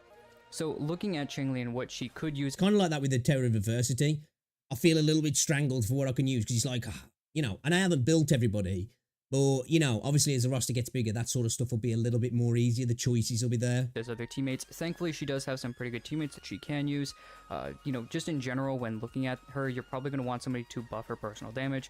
Usually with the 3-type character role, you're usually she looking work well for with one Mortifee, support and then a sustain user. And then if you have a support and a sustain kind of together, you can have another damage character to switch out with the main DPS character. But as Riff just talked about, Cheng-Li really likes to stay on field a lot, so quick swapping isn't really an amazing idea. It can be done, but personally it just seems that Cheng-Li, kind of like a character like Jian, likes to be on field as long as possible to do as much damage while they're on field. So looking at some teammates, at who you're going to want to use, there are a few of them, and the first one we want to bring up is talking about Tao Chi, Mortefi, and some other characters as well. But first, talking about Tao Chi, obviously considering she's going to be a great sustain unit and a support all-in-one, she does create a shield, which is going to be nice for sustain for the active character, who you're usually going to be switching over to after Tao Chi. You're going to be trying to switch over to Cheng-Li. So that's going to be extremely nice. So once again, her outro skill. We've got to really start building Tao Chi. I haven't bothered building her, and she's like an amazing looking character as well. And we've got her at like C freaking, I don't know, man. I don't know if we've got her at like C5 or something. So it makes sense now. We can start building her, start building on core as well. We've built Mortefi, so Mortefi, like obviously, it makes Mortefi's like a good buffer anyway, but he's going to work really well with her. But yeah, well, Vereena's going to be as well. Come on.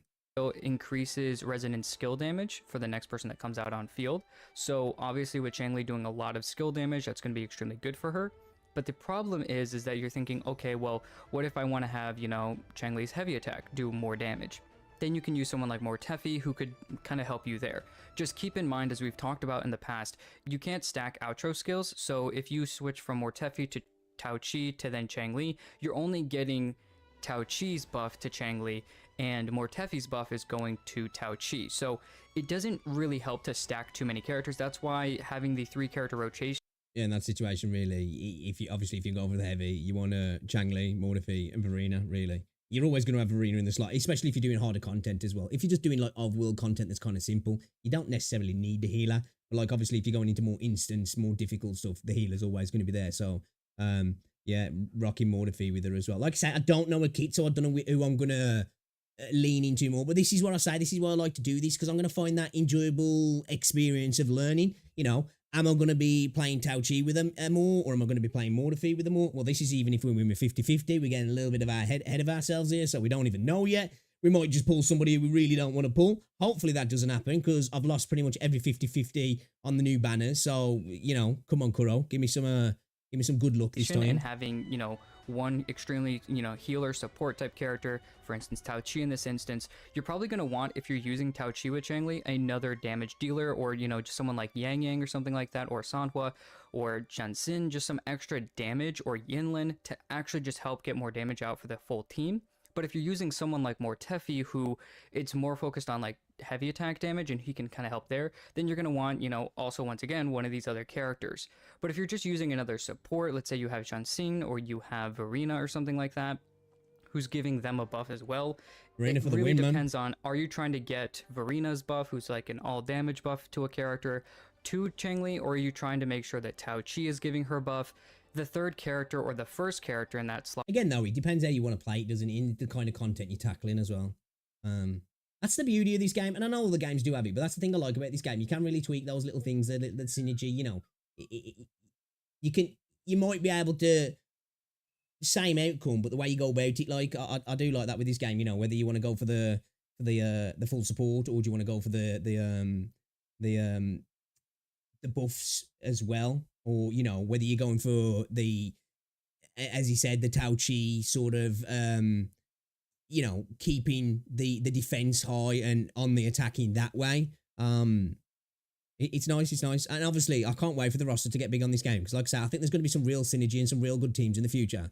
Slot rotation is probably just going to be there for heals. So you're usually using someone like Baija or Farina to make sure that Changli and Tao Chi or Changli and whoever are not going to die when you're actually in combat. So all I'm going to say is really keep Is it C6 Baiji where she gets a revive every 10 minutes? Mind what you're doing. You really want one support character with most teams to then buff Changli, and then the other character is really just there for sustain. Yeah, and just to add to that, I like how you had... That's the word I was looking for, sustain, using Tao Chi for sustaining. Yeah, okay, that I was trying to get to that, but words eluded me. that format set up with Changli and Tao Chi, and then just kind of having another somewhat of Dude, it took me a few minutes to get into this. There's two different dudes talking here, yeah.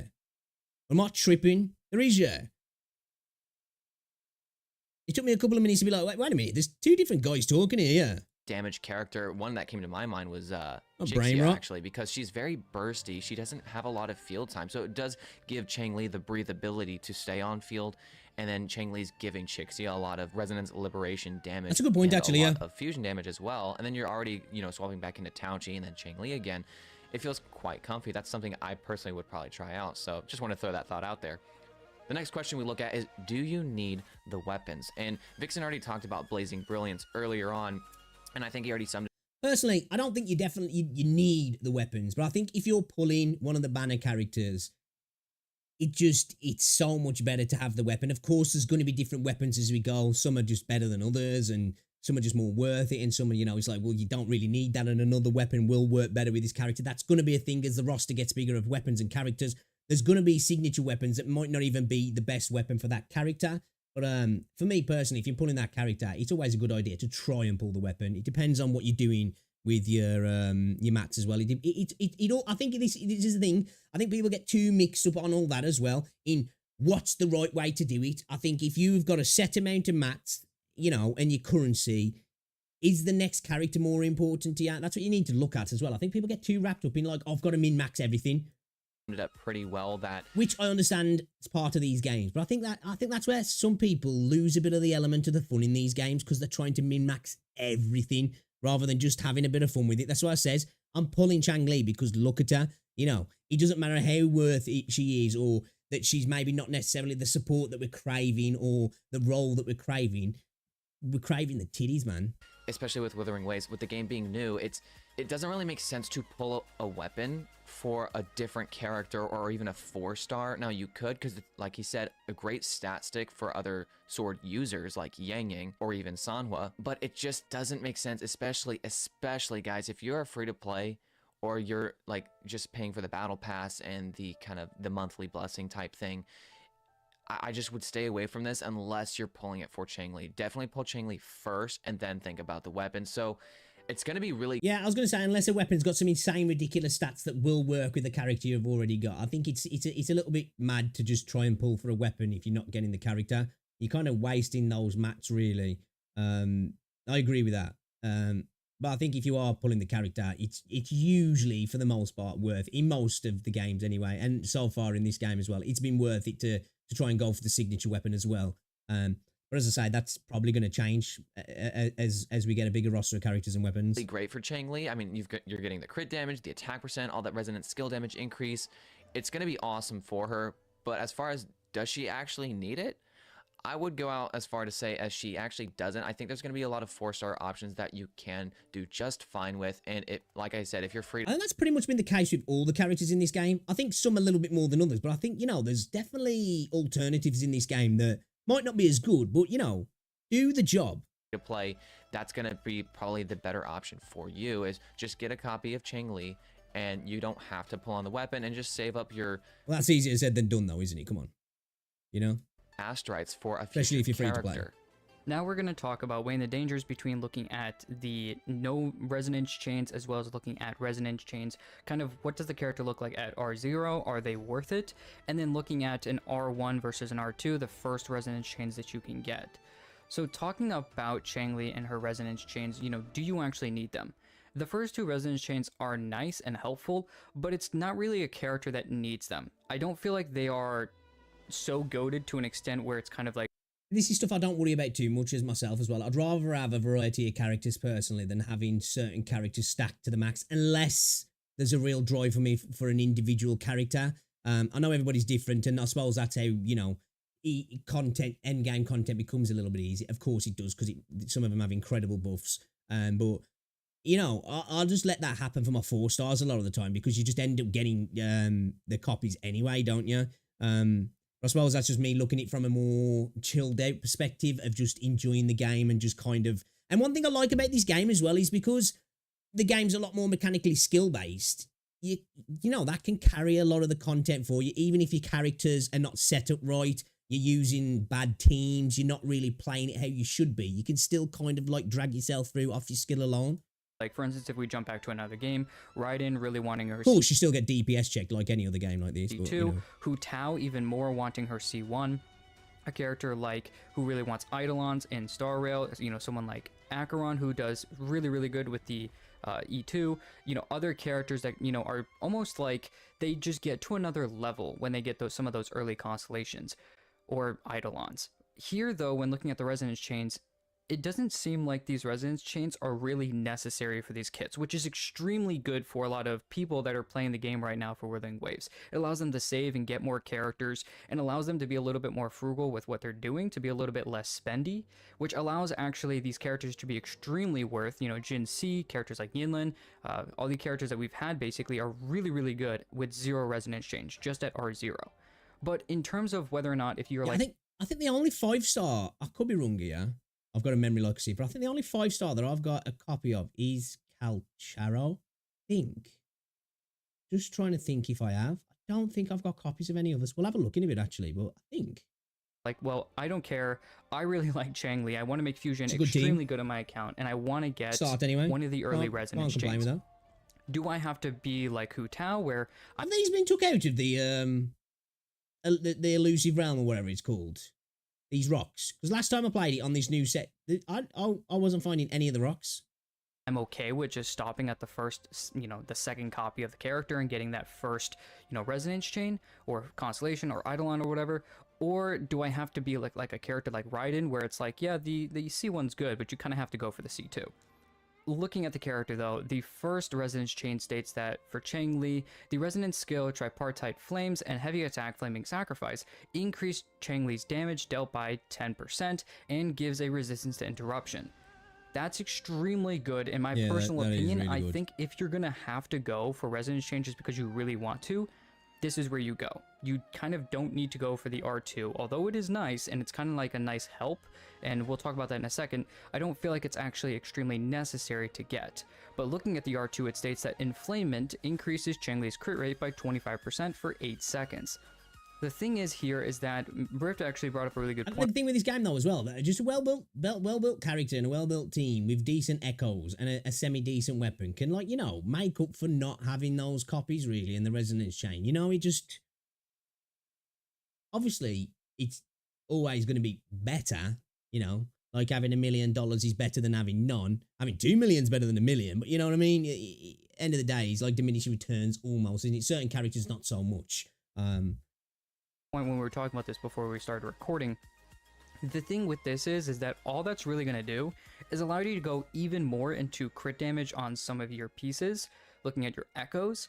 So going into this doesn't really seem like it's extremely necessary. It just allows you to get a higher, ceiling of damage is kind of at least what we were talking about beforehand. And I totally agree with that, because all it's allowing you to do is go less into crit rate on your echoes and really go towards crit damage, which allows you to just hit an extremely high ceiling, especially because once you hit this inflamement, especially because you're probably going to be starting out with your ultimate, and once you use your Resonance Liberation or your ultimate, then you have 8 seconds of this crit rate increase. So all your damage is increased basically at this point by, it can be increased if it's critting more often, which allows you to then go into crit damage, which is then once again increasing your ceiling or giving you more attack percent, whatever it may be doing. That's going to be extremely helpful for you. So the R2 is nice overall because it allows you to have a higher ceiling. Dude, I don't think I've ever been grabbed by one of those characters and then do that to me. Ever. I don't think. I've never seen that animation where he picked her up then and like stabbed her. But the R1, if you're really looking at really early resonance chains, I would say the R1 is just so good in and of itself because it increases all damage dealt by 10%, and you're doing that resonance skill and that heavy attack pretty often in her rotation, as well as that resistance to interruption we've seen with plenty of other games as well as other characters. Resistance to interruption is extremely useful, especially for the very fast-paced combat that we see in Withering Waves. We hope that this video could help you decide on whether this character or weapon coming up on the next banner are for you. As always, if you have any suggestions that may help other players, go ahead and let us know. That was a lot of information right there. I'm not going to lie. That was a lot of information. Felt like I couldn't ingest all of that, if I'm honest. I was watching a lot of the gameplay in the background as well. I just get swept away by how good the gameplay looks in this game sometimes. I think really, personally, when it comes to these games, I play them a little bit different than most people. Some people are really into min-max, and I found that a lot when people come into my streams. It's like, and it's a little bit annoying from some people, especially when they come in and like, oh, you should be doing this and you should be doing that, and oh, your team shouldn't, you don't work like this and that don't work, and you should be really doing this. And it's just like, dude, I'm just playing the game to have fun. Obviously, you want to build your team to be as efficient and as good as possible. But beyond that, being able to like pass stuff and enjoy it, I really don't need to like min-max everything. I think people should pull characters that they enjoy playing, because let's face it, some characters are really fun to use. You know, Calcharo, insanely fun to use. Like, I like Tauchi. She looks amazing and she's useful, but I don't think she's that fun to use personally. You know, like, to me, like, Sanhu is not that fun to use. I like characters like Danjin. She's a great 4-star, probably one of the best 4-stars, but she's a lot of fun to use as well. And I think people should just pull characters that they want to get, because at the end of the day, you know, it's about having fun, isn't it? And if min-maxing and being the best of the best and having the best team, and, you know, your character's doing ridiculous damage, because I know that is an end game goal, is what makes it fun for you. Fairs. And these sort of videos are great for you, really. These guys spit a lot of information there. You know, great content. Gacha Interact. It was a good video, that was. But yeah, I learned a lot about Changli there, because like I said, I haven't looked at a kit, so I didn't really know what to expect. A signature weapon looks decent. I'm going to be pulling that. I'm probably going to try and pull a signature weapon as well. We'll see. Yeah, I'm looking forward to it, man. She just looks awesome, so I'm definitely going to be pulling her, and the weapon looks cool as well. And visuals is a big thing for me. If it looks cool, I want it, you know, really. So yeah, great video. All right, should we play some video games, boys? Because we've been fucking about for nearly 2 hours, and we ain't played any games. Let's get my dailies done. Get my dailies done. Yeah, dude, that's a decent starting team at the minute, bro.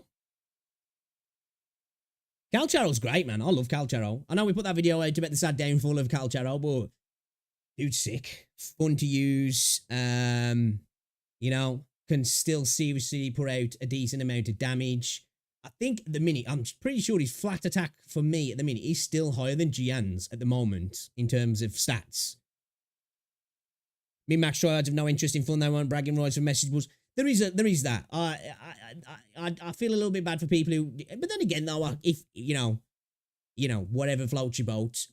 If you get fun out of it, then fair enough. But yeah, this is what I was saying earlier. I think this is one of the I suppose, cons personally of the internet and content creation, in that, like, that sort of magic of video games has gone because everybody's competing to be the best in, not just personally being the best at what they, you know, because they want to get better. They're like, I've got to be better than this person. Oh, I've got to build, no, I've seen how they build their character. I've got to look at that and I've got to build my character better. And, you know, I've got to pre-farm everything and I've already learned the kit and how everything works before the character or the games even come out. So I'm ready to go. And it kind of loses all that magic, I think, of just playing a game to have fun. This is what I said about, like, you know, all these closed beta tests and alpha tests and content creator tests and leaked videos and sponsored videos for content creators. A lot of the games nowadays, by the time they come out, we've almost vicariously played the game, if not already played the game, so much that the game just doesn't hit the same. I think that's why so many launches nowadays kind of feel underwhelming. One, there's a lot of games that launch broken, but I think we've got, like, we've played so much of it that it can't have that, like, that excitement of day one, sitting down, you got your munch, you're like, right, I've got a few hours to play my video game, and you just get immersed in a new world or a new experience, whether it's a multiplayer shooter or a gacha game or an MMO or that brand new story game. And I think it ruins a little bit of that specialness of a game, you know? It's like when you get trailers for films, isn't it? And you kind of get the entirety of the story put in the trailer, and it's like, well, I know what the fuck's happening now. What's the point in watching the film? I feel like we get that a little bit with games now, with the way content works. There's a few times when I switch to Cal Chariot. Oh, you want about his little animation? When he does that animation. You want about that?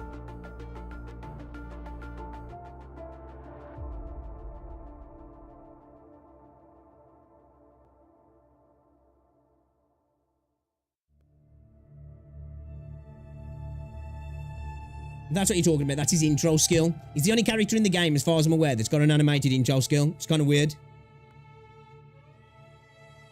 And when I say animated, I mean, like, you know, the actual scene that he's got.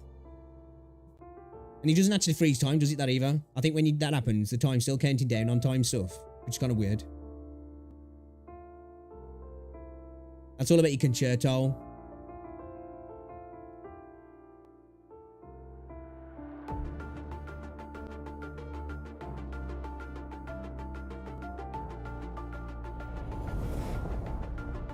I don't know why his ults would be automatic. He's but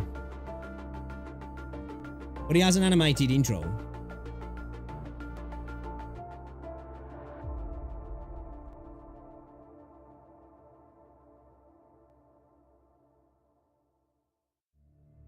You know about this one, yeah?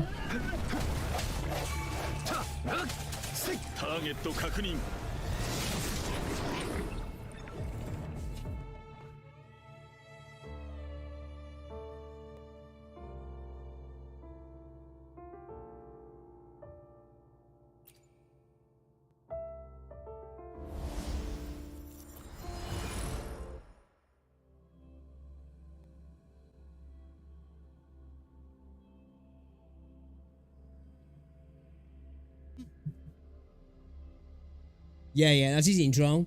So all the characters have intros, but for some reason, Cal Charo's got like an animated one that looks like an ult. I don't know why I don't know what the deal is. It must have been something they just decided to leave in the game, but they haven't done with other characters. I'm not sure why.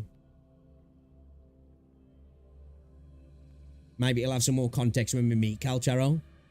It'll make sense, I guess.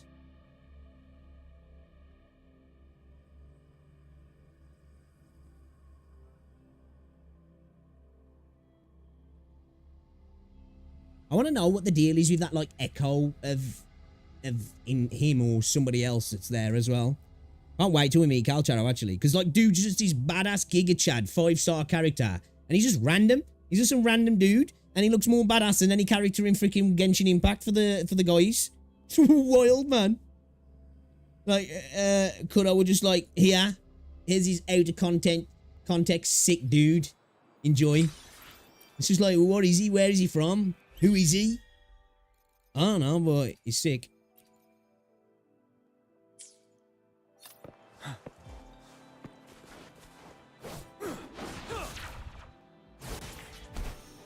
Right. Okay.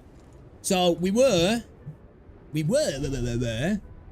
We've obviously got to get these up another 3-4 levels. Did want to try and max these 8. We need to go and fight a Geochilone, and then we can concentrate on getting these all the way to 10. These are going to cost me 200k, aren't they? So they're not cheap. So we need to go fight a Geochilone, and we need to go get some of these. I don't think we can synthesize anymore at the minute, so let's go do these, and then we'll go fight that big fucking turtle. Yeah, for real, dude. Like, I can't wait till we meet him. I'd like to think that he's got something to do with Jian, you know, because they just seem like they're both soldiers to me, you know? That, like, maybe he's from another nation and they knew each other or something like that. That'd be kind of cool.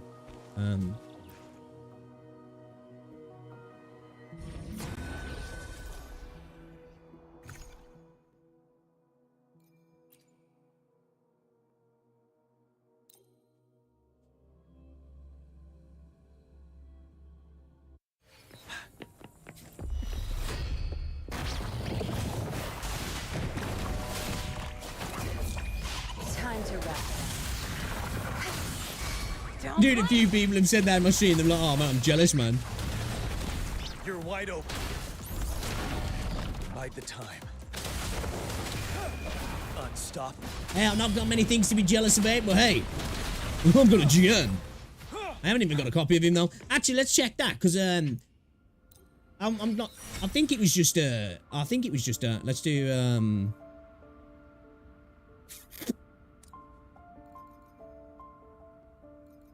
Hold up, let's exit first, actually. I think it was just Cal Channel that I've got a copy of.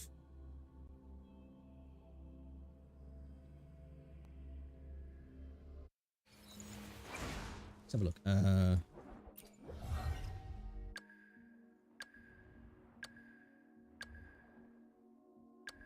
Yeah, just obviously Rover, but Rover's different, yeah? Just Cal Charo. What was his name? Examination order. Hits a target. It additionally recovers 10 resonance energy. This can be triggered once every 20 seconds. Wanted criminal or intel skill necessary means his resonance skill damage bonus increased by 30%. That's sick. That's sick.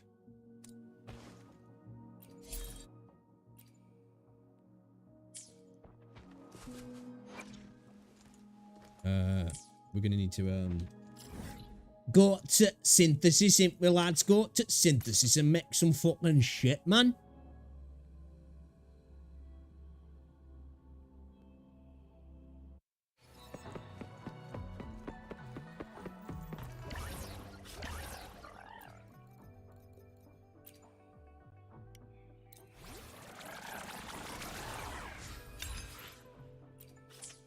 I don't want to use too many of my perps, really, because I can use them for the other ones, can't I? I need another one. Guess what? We'll make one more, I suppose.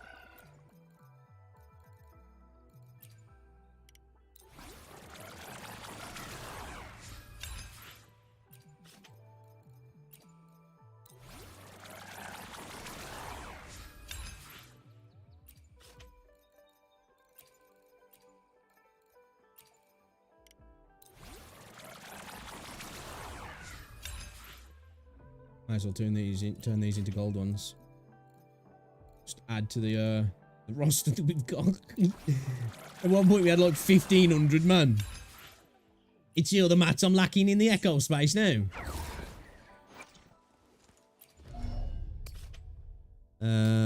Crit rate increased by 2.8%. Let's go with the crit rate, actually. I'm gonna go get the other one now anyway. Let's go get this bell first. Where's this big fucker?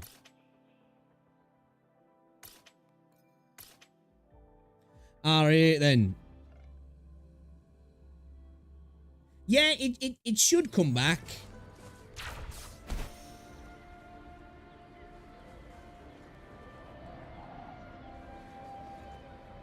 I wouldn't be against having double banners here and there as well.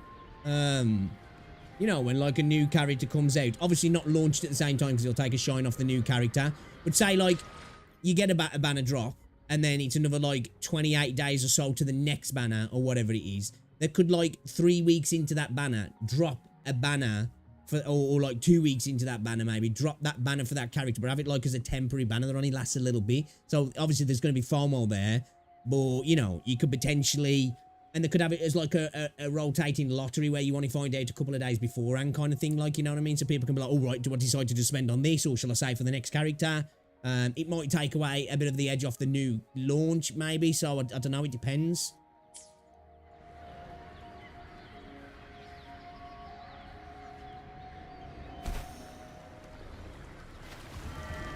Yeah, I think as well, because a lot of people skipped the Gian banner because of knowing that Yinling was coming, not realising how good dude is.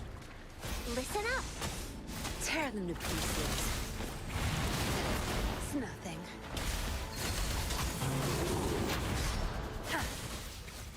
My field of expertise. Luminous energy. You're wide open.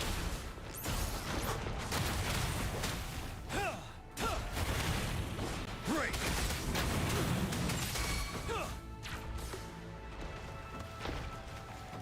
Dude, I hate this fight sometimes. So you just better not lock in on. Like whenever you want to try and get up here to get that, it's just like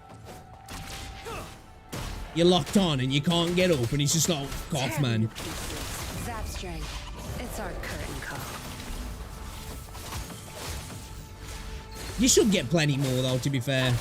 And the banner will be on long enough that you should be able to, you know. I'm trying to play this like I was playing Zenless Zone Zero then and not pay attention at all. Unstoppable. No problem, if you're not paying attention, you need to be locked on. It's not bother using Bell that much now anymore, because it's just like, fuck him. Just spam him anyway. Your soul is mine. I need a fucking health, one of those.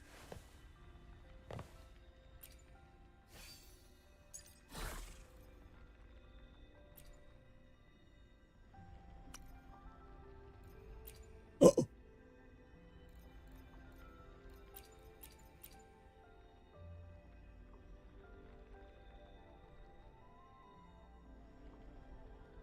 Spoken into existence, lads. We spoke it into existence. These are really rare, these are. I've been trying to get this fucking thing for ages. Watch us get shit rolls on it now. Watch us get absolutely shit rolls on it.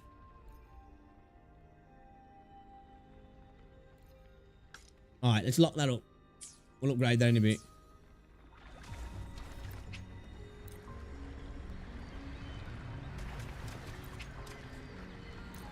No, I didn't realize it was my limit, bro.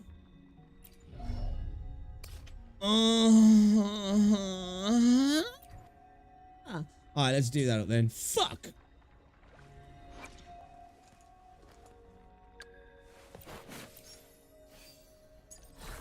Where is it?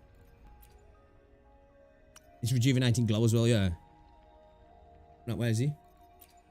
Yo. Come on, give me some good rolls. Give me some good freaking rolls here, man. You better. You better.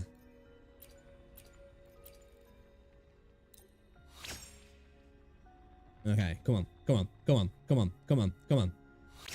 Off. Oh. Game hates me, bro. That's it. I'm quitting to go play Zenless Zone Zero now. I'm going to make a video why I quit Wuthering Waves for Zenless Zone Zero. They're fucking sub-stat rolls.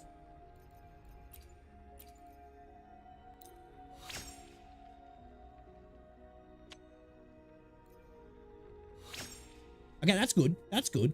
That's good. That's alright. That's alright. That's okay.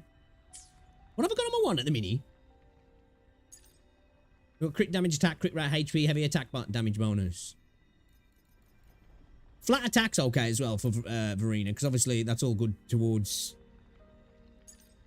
healing. Resonance Liberation would be good as well.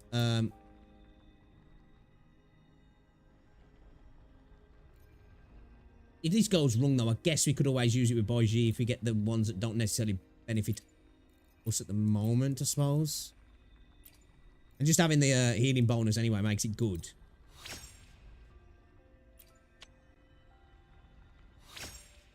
Energy regen, not terrible, not terrible.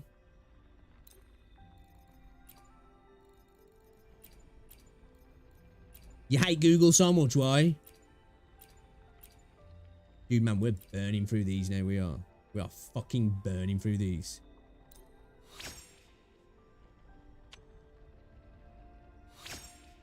Crit damage, okay.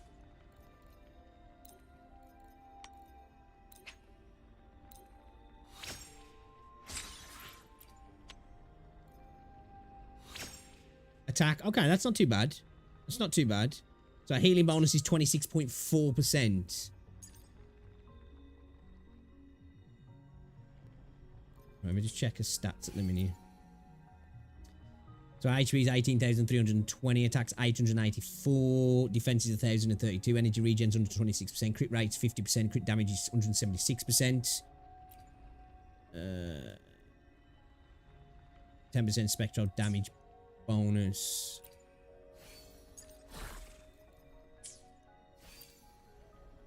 Right, so 884. 884. You want to keep our attack up, don't we?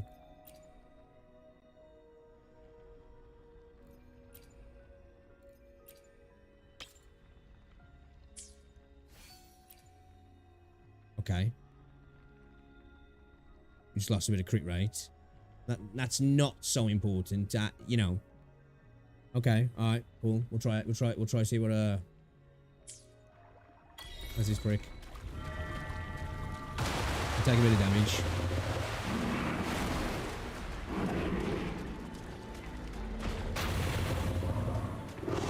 Oh yeah.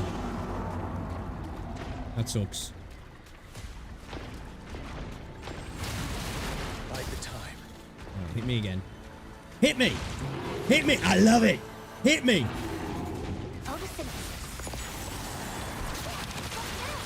I love it!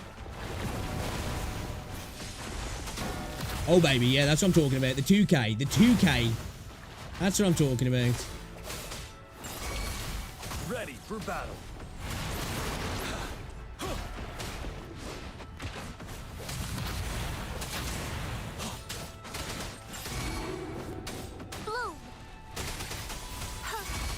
Yeah, I don't think we were breaking plus 2K before. Luminous energy. Can't even see the fucking numbers on screen because these punts are big. Ooh, plus 725!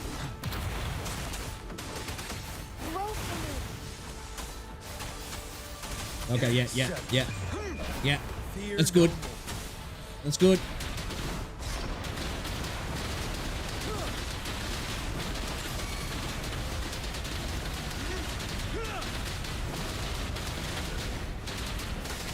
Leave it to me. Watch, I've had enough. Get lost. Okay, we got the marina buff. We got the marina buff. Crush them. My field of expertise.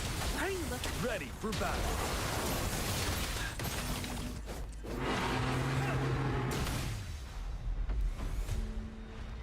Now, dude, you see how bendy his fucking spear was then? Limp fucking dick fucking spear. Dude, wouldn't it be funny now if we got another healing bonus? That'd be crazy. Like a buzz. Is that even a what was it then? The moon it clouds. Yeah.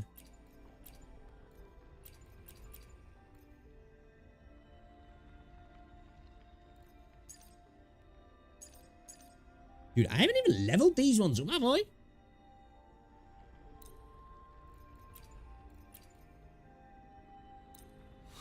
I need more mats for my echoes. Like, I've got plenty of tunes, but I need more mats. Okay, that's good. Okay.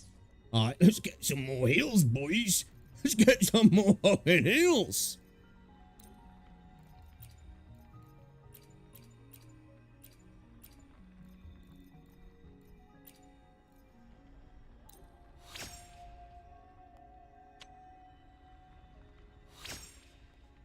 Yeah. Yeah.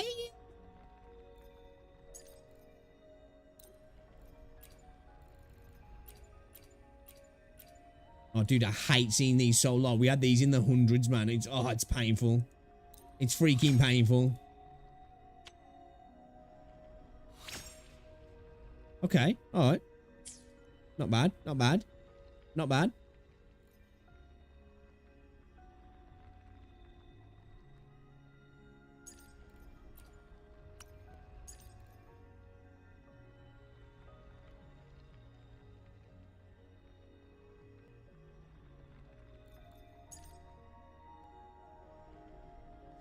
See, I don't know whether like we're better just like, because I feel like having the increased spectral, it's giving us a bit more damage, isn't it? So I'm thinking like that's buffing out, but that fucking that 5-piece is pretty nice, man. You know, it's pretty nice.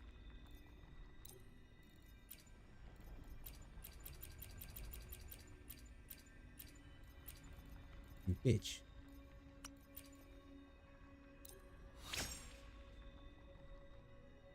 Fuck, I only went to 19. Oh, come on, dude.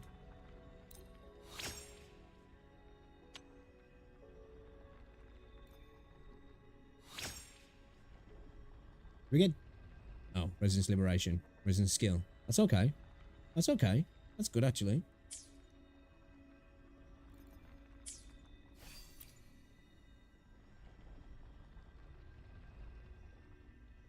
Wait a minute.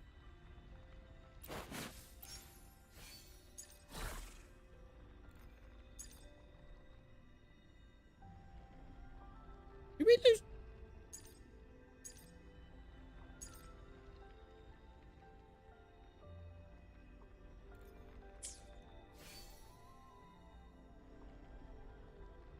What I did really with the characters I was just using, I went to like 40 if I could, you know, and didn't really any further than that.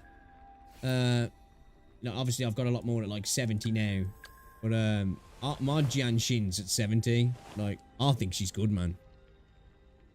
You're gonna like, especially if you do get to the point where you decide to do some Terror Adversity, it's good to have a bunch of characters leveled up, really. And with the game having such a small roster, you're gonna need a lot of them. Yeah, I think she's good, man.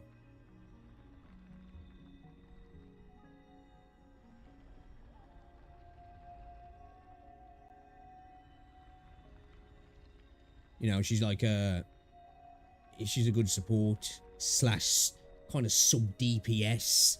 You know, she's like she's quite defensive minded as well. She's quite good for sustaining, really. Right, I'll tell you what we'll do. Should we go do some tacit fields? We need some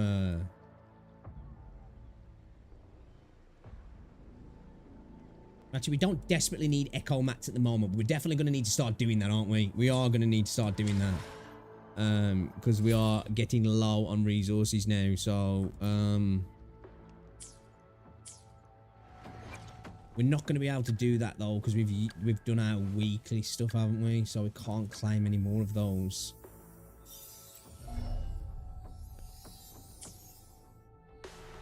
I want to level up Jinsei a little bit more as well. Let's concentrate on Jian at the moment. Let's work on these here. They're all gonna need bells now, aren't they? Though. Fuck my ass. So we ain't gonna be able to concentrate on any of them this week. This is where they start to take time because they're taking, you know, weekly mats we're talking about here. All right, let's concentrate on doing a bit of Jinsei then, I guess. Yeah. All right, let's do it. We're getting these from Synthesis. Forgery Challenge. Let's go synthesize some of these. Yeah, it's where you have to start doing you have to start like you know your wave plates. Start using your wave plates for particular things then. So I did a lot of, I was using my wave plates to do tacit fields to get like echo materials. That's why now I need to start doing more forgeries for like my my traces and my abilities, like, which is the ones I needed.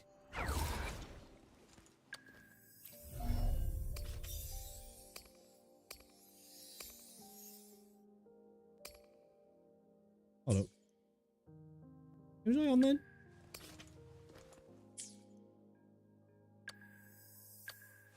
We need to work on Farina as well, boys, man. We gotta work on her, man. I feel like maybe she's a bit more important to work on at the moment because Jinsei is doing decent damage even now, you know. All right, let's go forgery challenge some of these. So best thing to do, you know, if there's a particular thing you need to level a character up, say like you go into your character here, like right. So I don't know, say you go into Jinsei, you look into Ascender. Let's say you look into Ascender. Obviously, if you're not at the point of ascending, it'll say level up.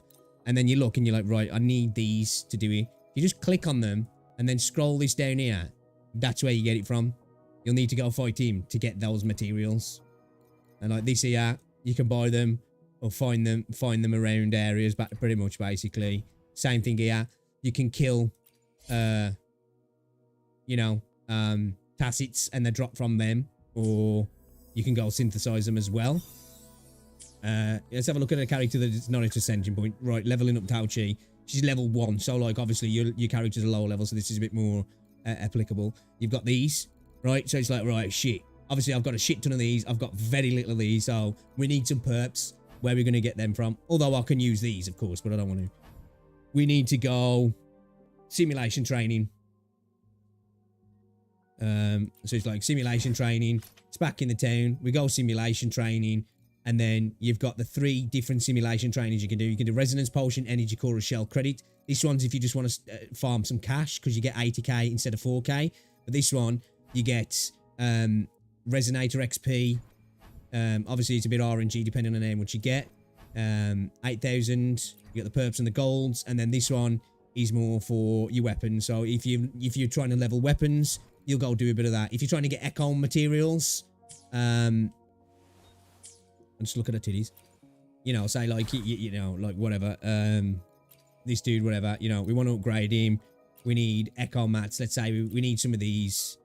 Tacit field. Where can we get them? Tacit fields here. Then you can proceed, mark it on your map, go to it, fight them, and then you'll get the materials. You'd have to use your wave plates, though. These. This is where the daily stuff comes in. So you get 240 of these a day. And these cost, I think it's 60, is it?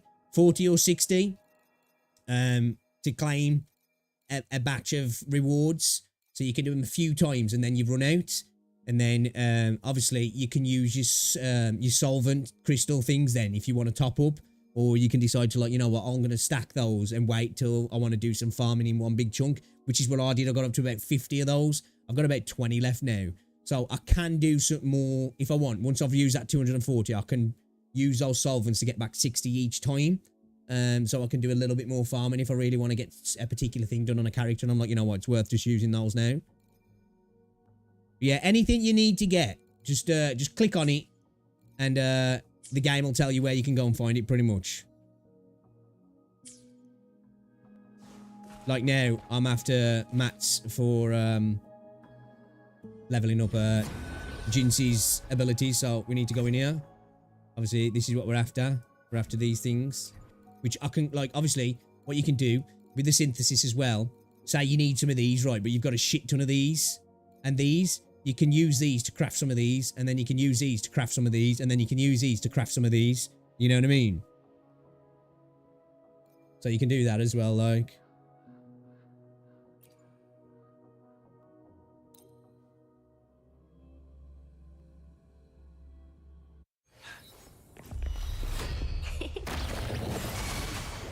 Tear them to pieces. You're my field of expertise.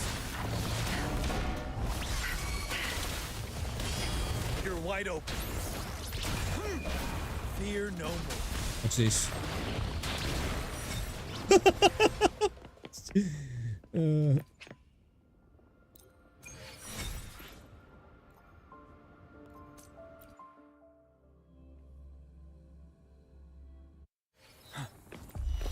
Going against wind. Life is in everything. Zapstring, it's our curtain call. Back off. My Hey, bitch. field of expertise.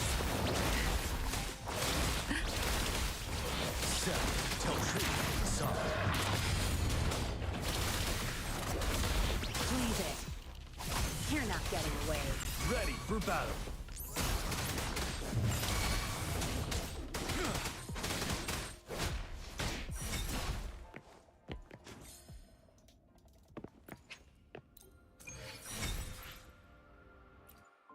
Oh, shit, I didn't mean to do that.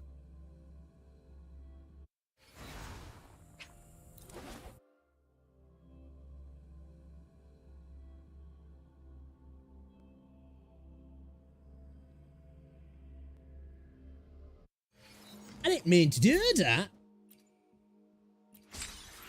Alright, what do we need to do? Daily quest, let's go do it. Torek. Yeah.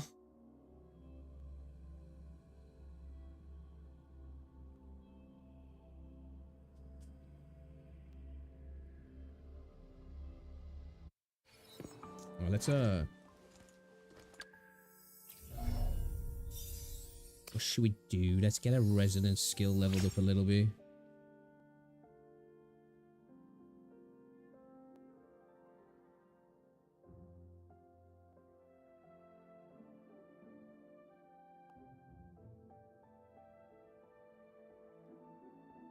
Okay.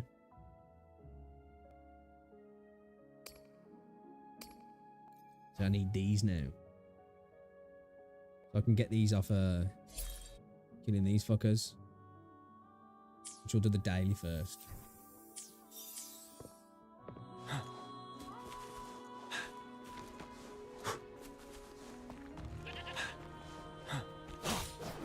Yeah, dude, this game's quite mechanically demanding, actually. That's why, to me, this game stands out a little bit from the majority of the other gacha games in that sense, because like it is mechanically more demanding. Like, you know, it feels more like I don't like to use the word real game, because, you know, there's different games have different, you know, different gameplay mechanics, you know, depending whether you're playing an RTS game or a freaking strategy game or, you know, whatever it might be.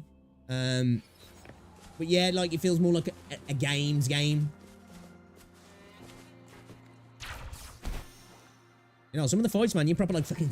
You know, that meme of that dude fucking banging his keyboard and sweating.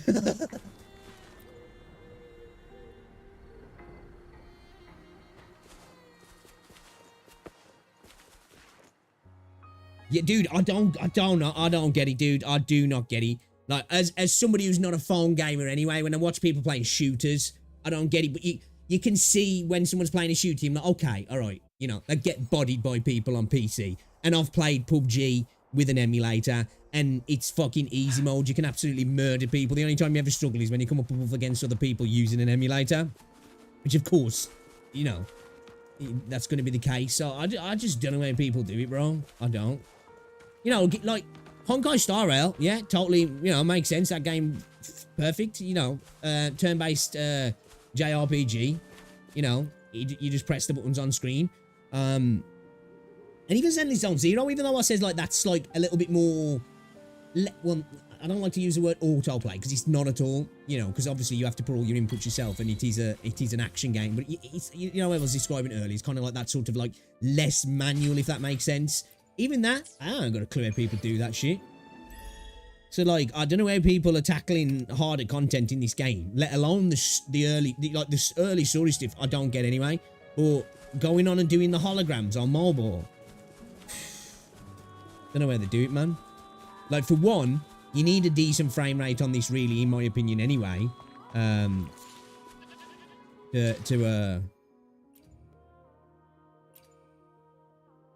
That's what we need as well soon. Higher FPS. I want to see that come to the game. And that's one thing I'll give that solo level in a rise. I think that's got an 165 frame option on that, which is impressive. Oh, let's go.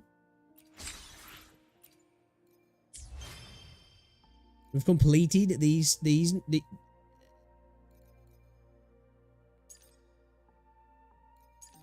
We're nearly completed on that, actually. What am I missing? Complete all quests of Save the World, Save the Cat. You just gotta wait for them to come up, ain't you?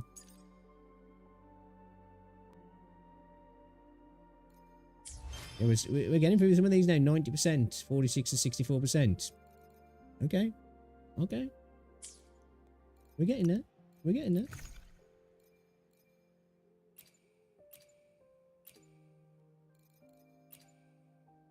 What's this? Standard weapon mold used for weapon crafting and rare crafting material. I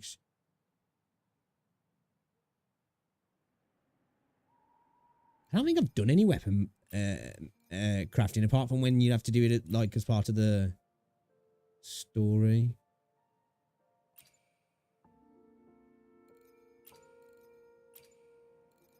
Where does that echo thing go?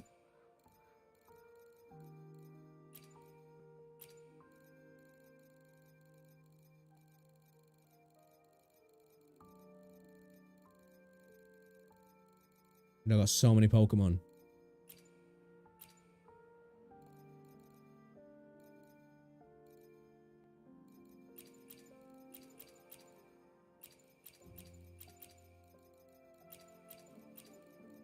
I might ask to come up new every time you get one of these, because it's like they've already had them before. It's not the first time you've got them, you know?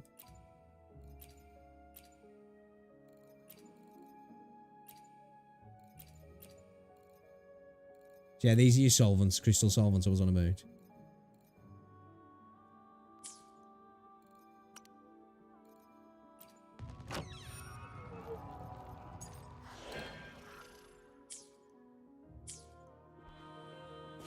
Alright.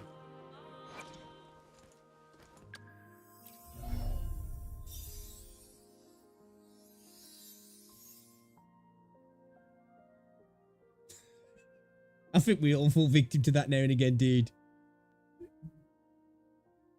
Obviously, I know most critical was trolling, but whenever I do that, this is all I can think of.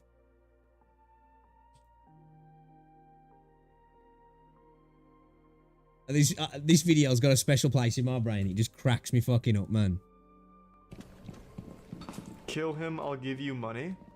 How much? What's the bounty on me team killing this guy and looking at his reaction? $5? Too low. This is a special gamer right here. Come on guys, we gotta go. What is it? 200k GP. We're talking in GP, I'm on it. Stop fucking shooting me! What the fuck is wrong with you? Chill! There was a misinput, calm down! You calm the fuck down! There was a misinput! Oh my fucking god. Every God, this time I watch community this is video, overreacting. every time I watch this video, man, it cracks me up. Where's my bounty money? Mission bot!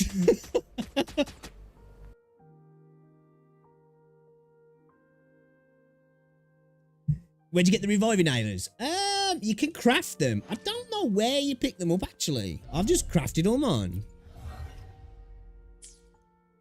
I don't know where you can... I don't know if you can pick them. You might be able to. You probably get them for some stuff, I would imagine. But I've just crafted all of mine.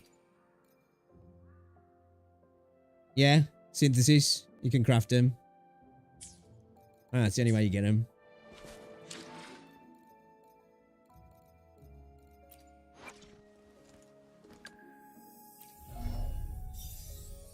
That's all that goes on in my brain whenever that happens to me in a game. You know, there's that part of me like, you fucking idiot. And then it's just like, I just hear Charlie going, mission bot! Mission bot!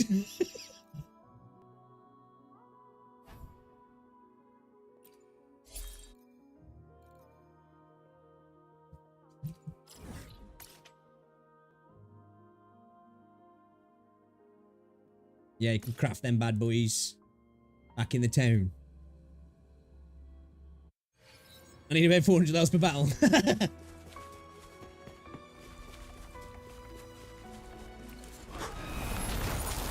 Rider.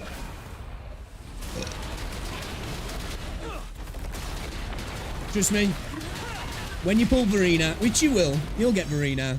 It'll be a different story, dude, trust me. As soon as you get it, you'll just be like, oh, where was you all my life?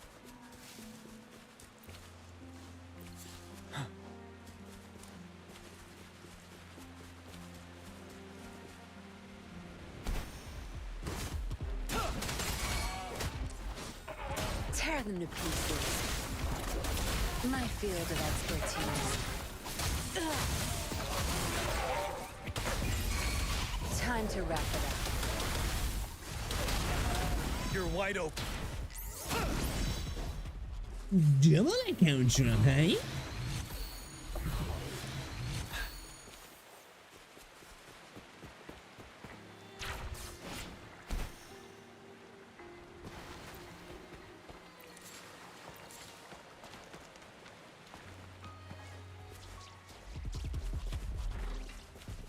How far are we talking here? It's not too far.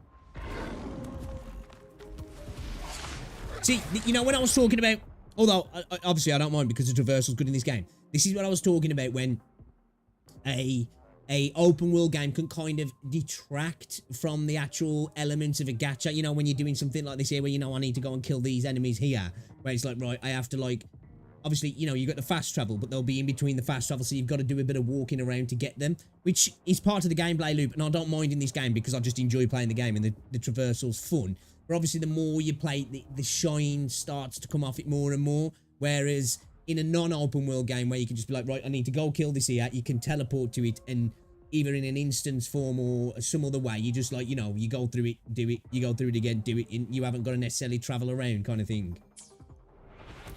But I think all open world games suffer from that anyway, after time, because it's just a part of an open world game, isn't it? That.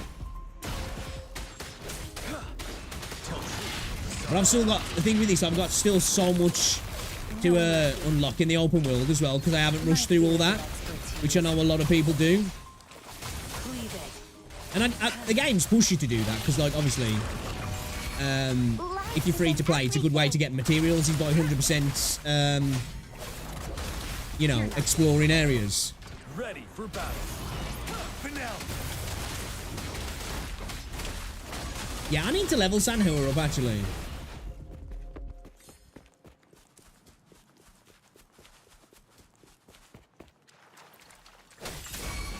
Tear them to pieces. Photosynthesis. Watch him learn. Zap strength. It's our curtain call. My field of expertise. Tell truth to the sun. Break.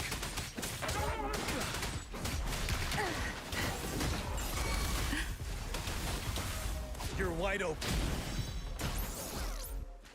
Give me your soul!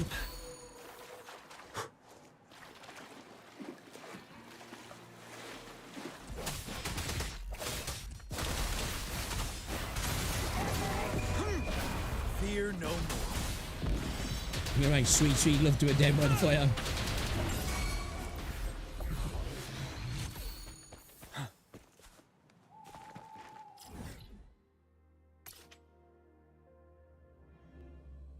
Space vagina.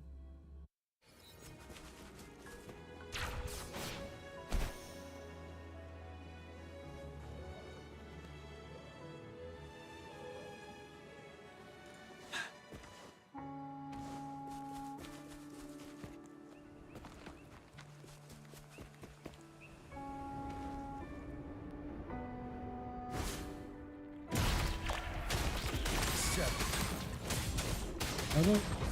Hold on. Tell truth to the sun. Tear them to pieces.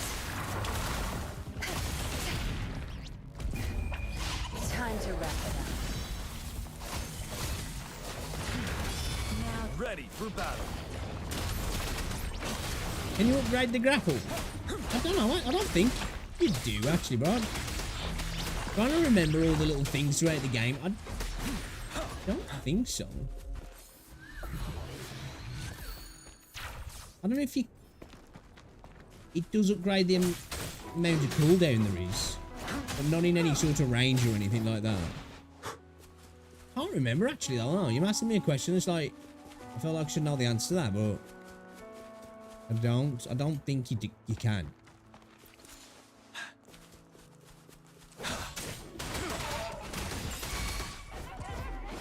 tear them to pieces. Luminous energy. You're wide open. Unstoppable.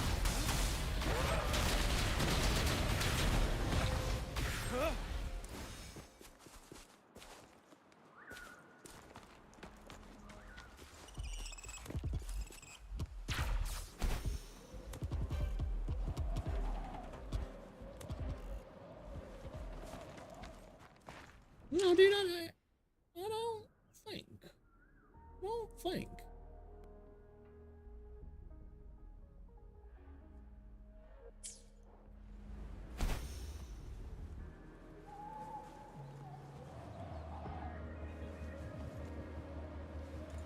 Thanks to whoever just subscribed. What are these guys?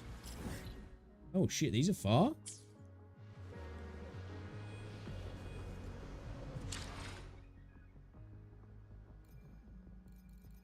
Yeah, I don't think so.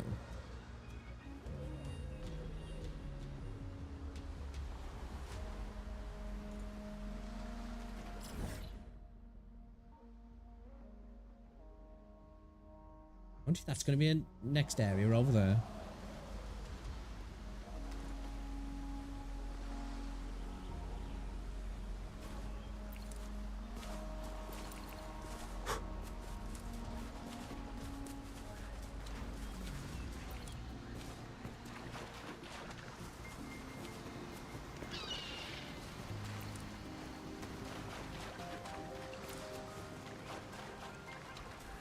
Surrender your stuff. Don't blink! My field of expertise.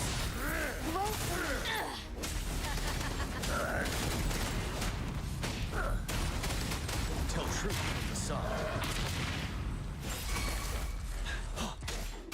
Save me, boss. Your boss was already gone, mate.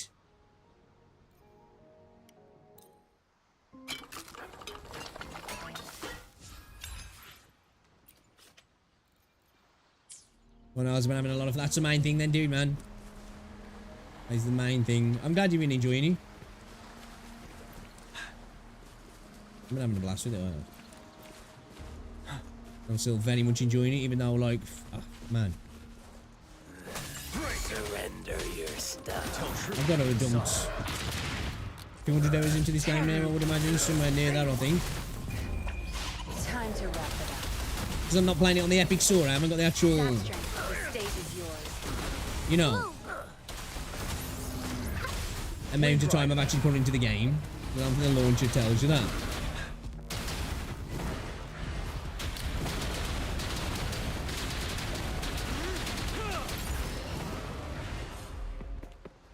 Wouldn't hurt to be more prepared.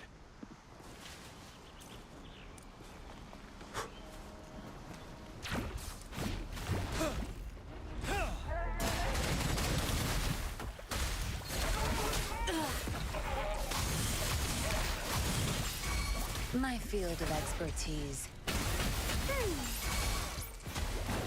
Yeah, Verina's, since we switched out that echo, big buff for Verina. Tear them to pieces. Big buff, actually.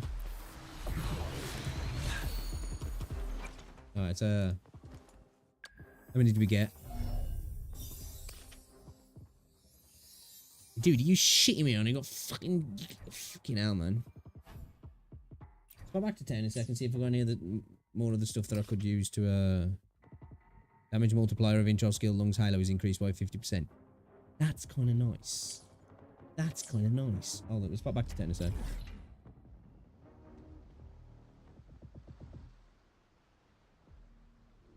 Yeah, man, I can't wait till we get the new area in this game. Because obviously I know we've had the new area in the island, but it's a new area within Jinzhou. I want to see, like, a new country, man. I can't wait to explore some of the new countries and, you know, the different vibe altogether. I hope they smash it. Like, I'm really looking forward to it. I actually do genuinely get excited about updates in this game. So I really like the game. Which is always good to be in that position with the game, isn't it?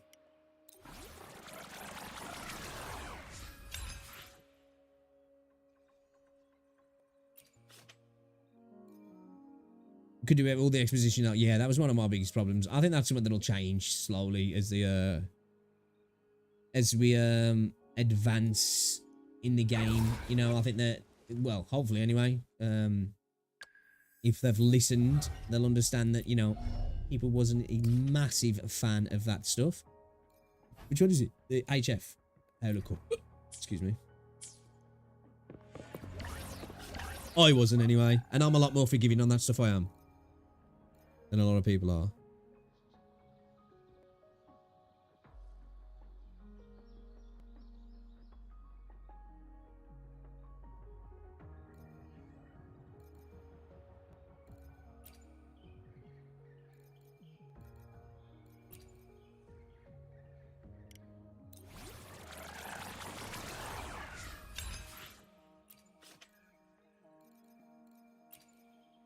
Nice.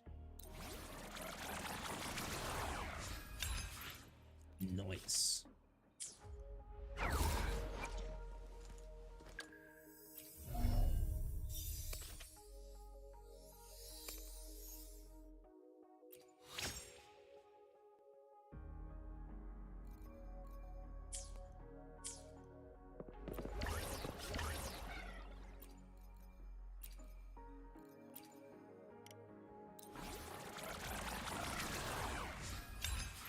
Oh, mate, what you having for dinner, mates? You having nice for dinner? I had a chippy today.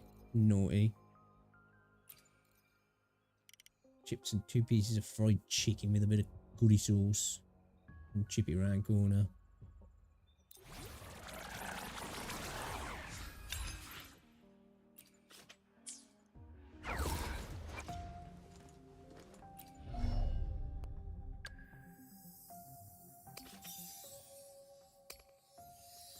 For the normal attack.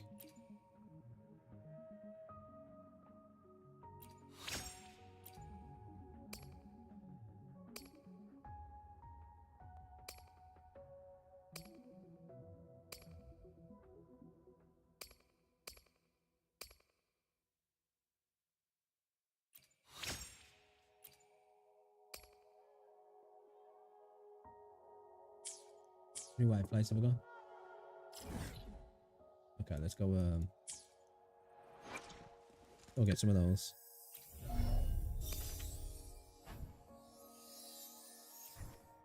We'll do some echo mats tomorrow or something maybe. We're gonna have to start doing that though. But we need this at the minute. I want to level the characters I've got.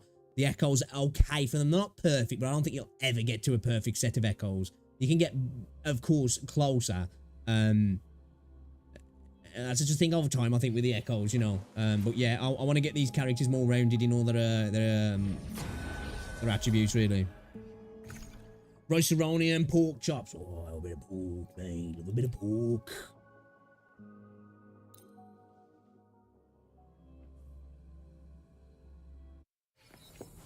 I'm just happy I ain't gonna get up in the morning, man. Bask in the sunlight. I've had enough. Get lost. Wind Rider.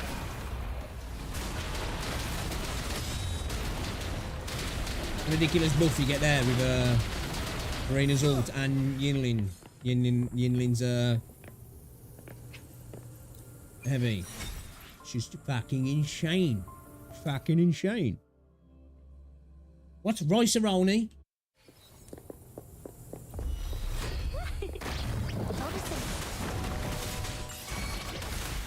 Bloom. Tear them to pieces. My field of expertise. Tell truth from the sun.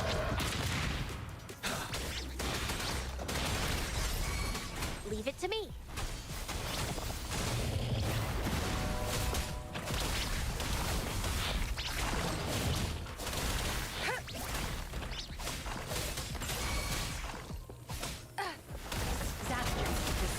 Ready for battle. Well, like, Yinlin still does a decent amount of damage on.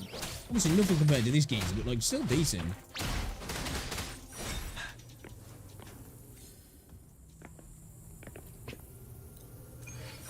Give me that, please. Oh shit.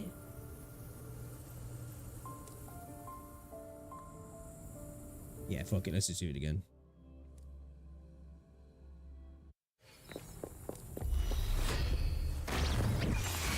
Bask in the sunlight. I'll tear them to pieces. I've had enough. Get lost.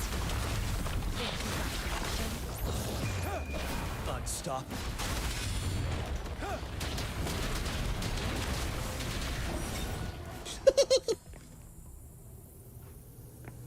Just obliterates. Oh, we got a gold there, didn't we? Nice. Nice.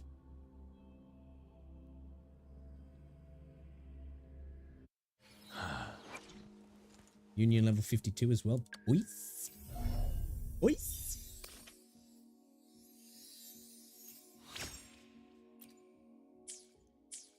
Right, we need to head to town. Synthesizer. Get some synthesizing done. How much is it costing you in cash anyway in the synthesizer now? Because I've really got to start farming some cash as well. Because like where you're at now, where I'm at now, with like the Forte circuit upgrades, like it gets fucking expensive, man. Not in just mats, in actual shell credits as well. Like some of them are like 100k a pop. I think like on the 2 at the edges, it's 400k in total. And then I think 30k in the one in the middle. So you're spending like 430k just on those 3 alone. Not to mention like the other ones. I think it is, isn't it? Oh shit, it's not going to show because I've done them in now. Yeah, so that's 100k. That's 100k. That's 100k. That's 100k. So that's 400k. 20k, so 420k on Jianshin there just for the top ones. That's not to mention all of the smaller costs here and the 50k's here. You know, you're talking millions, man. Crazy. It's when the farming really comes in. We need some of them, yeah. The perps.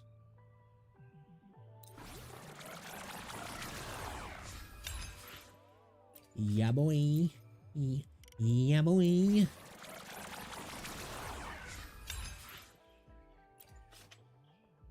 Yeah, what the fuck is Rice-A-Roni?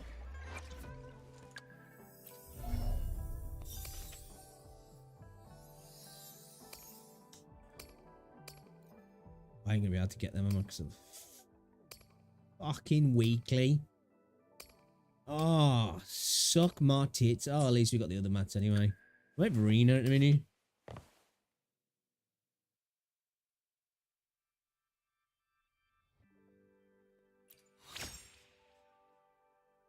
Can we synthesize any of the other ones? It's box right. Oh, is it just like a brand?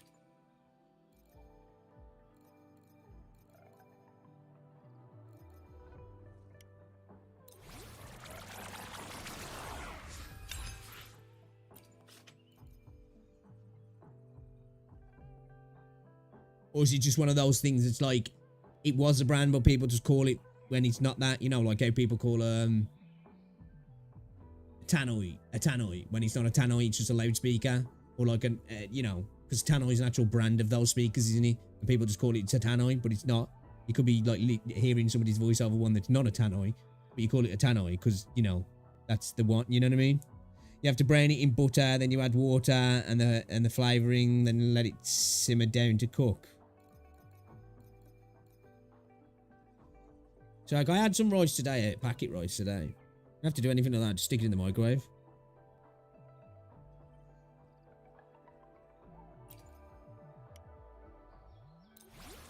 Rice-A-Roni is a brand.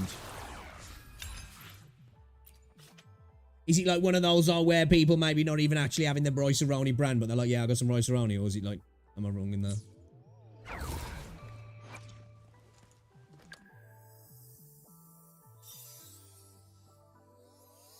Because some people do that over here with like potted noodles that are not pot noodles. They're like, yeah, I'm having a pot noodle, and you look and you're like, that ain't no pot noodle, bro. But like in essence, it's the same thing. It's just not the brand, you know what I mean?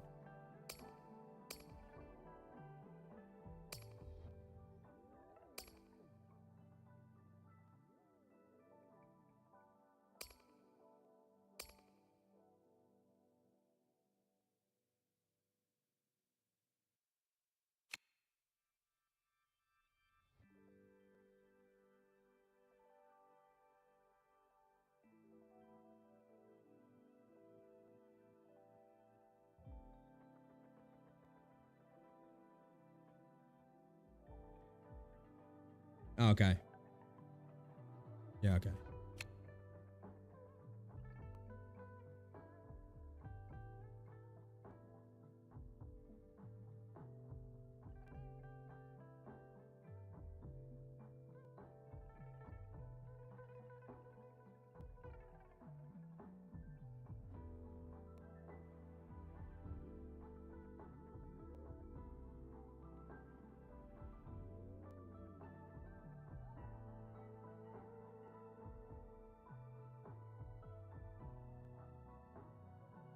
You triggered 1 time a second. Oh. Yeah, let's get a resonance liberation up a little bit. Yeah, man, we need to do some serious farming for yeah, man, we got so much shit to farm at the minute. We need echo mats badly, character mats, and obviously all this sort of stuff. So like I've kind of left this till late. We're starting to round off characters. Obviously Jian's looking good now. We've like, you know, these are almost maxed out after that, after this dude's maxed out in that sense. In regards to his you know, his traces, his forte, whatever you want to call it. I ended up just calling these traces. It's like with the what's in here as well, with the resonance chain. You know, you've got Eidolons, you've got freaking whatever you want to call it, S this, C that. I've just started calling them copies now because all the games have got different like terminology for the same thing. You know what I mean? It gets confusing, man. But that's one of the most confusing things sometimes in gacha games when people are talking about stuff within gacha. They don't word things as well for like new players. They'll like, you know, oh, the resonance this and Eidolon this and C this and S that and like new people are like, what the fuck does all this mean? You know what I mean? Because they're basically pretty much the same thing across the board, but for, you know, they've got their own name within the game.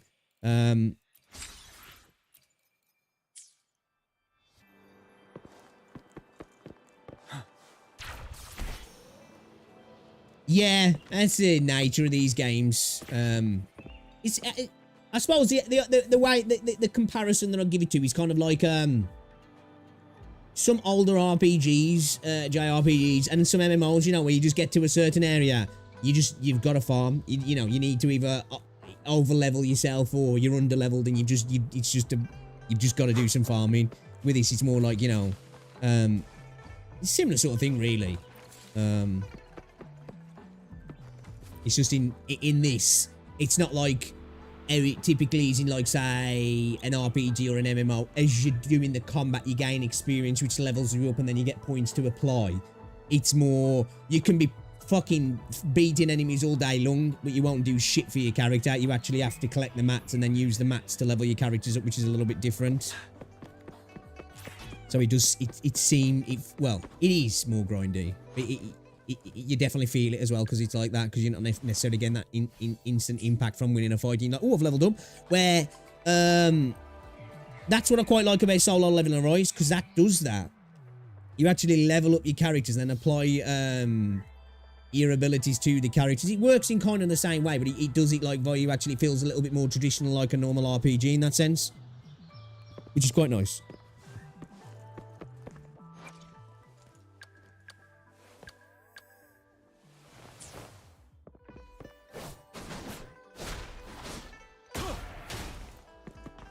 Yeah, man.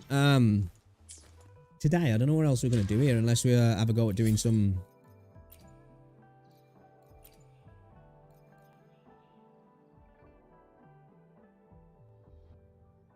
Kind of hit a wall with some of these fuckers, didn't we?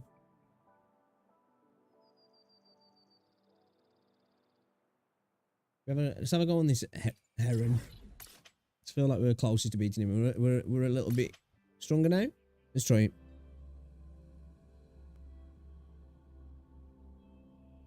Yeah, dude.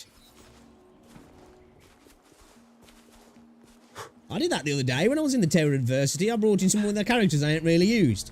And then I went into the menu and I was like, dude, I haven't even got full fucking echoes on this team, let alone like leveled up echoes. I've got 3 echoes. I was like wondering why it felt hard.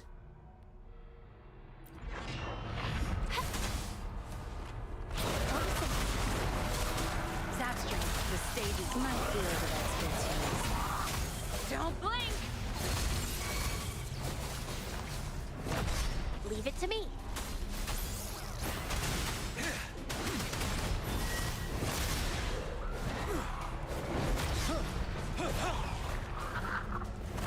Tell truth on the facade. You're wide open. 7. Tear them to pieces. I'll pay it back tenfold. Camera angle fuck me then. My oversight. Oh, bro. Camera angle fucked me on that initial attack. Roll for me. Luminous energy. Watch and learn. I can't keep going. Fucking, you see my dodge animation coming then? What the fuck?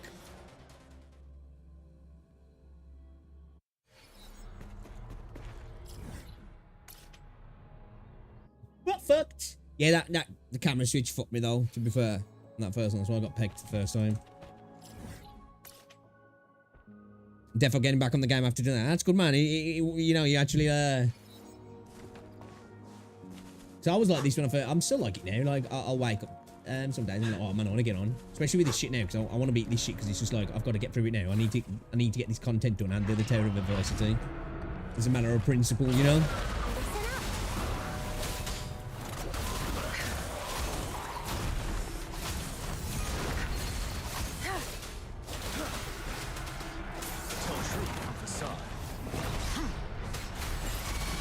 Tear them to pieces.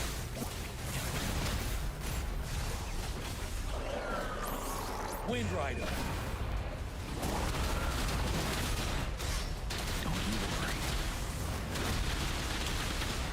Fuck bro.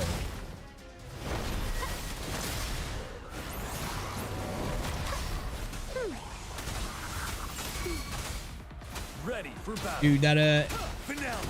heal's big though now. No mercy. Crush. You're wide open.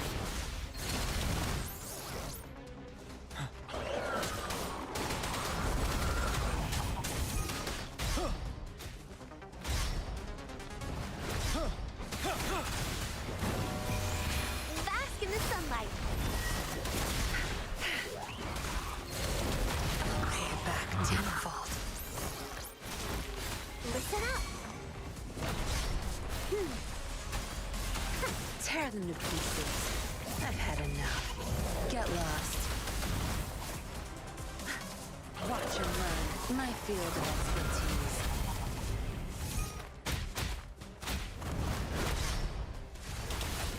Ready for battle. Fear no more.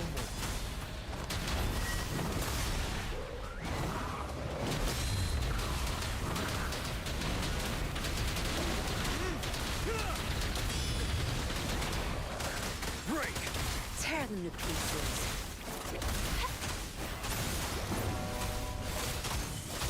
My field of expertise.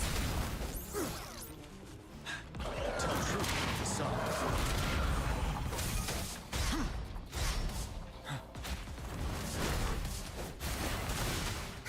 Zap strength, the stage is yours. Time to wrap it up. You're wide open.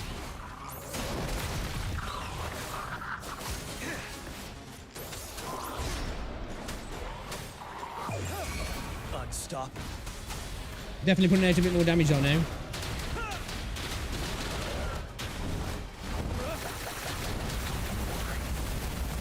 Blue. I can use some fertilizer. Fucking pussy hole! Roll for me.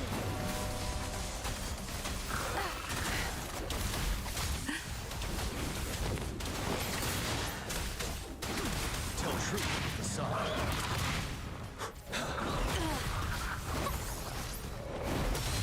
No mercy. Listen up. Tear them to pieces. My field of expertise.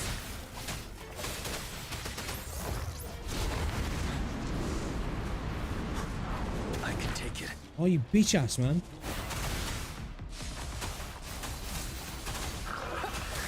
Zap string. It's our curtain call. Ready for battle. Prevail. The last ignite. Watch and learn. My field of expertise. Photosynthesis. Huh. Luminous energy. You won't cast me. Oh, you fucking pussy!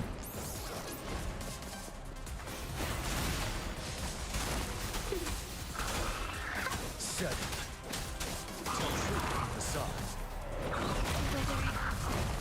Swear, dude, I'm getting shafted on some of these fucking animations big time.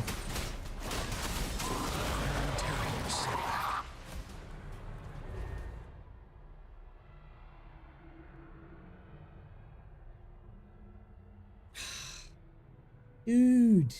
Dude. Dudes. Game's cheating me. That's what it is. Game's fucking cheating me. And they got knocked then, man. Would have been, we had to lost, Shadow Ult and everything as well. It was like the worst time to fucking lose her, man.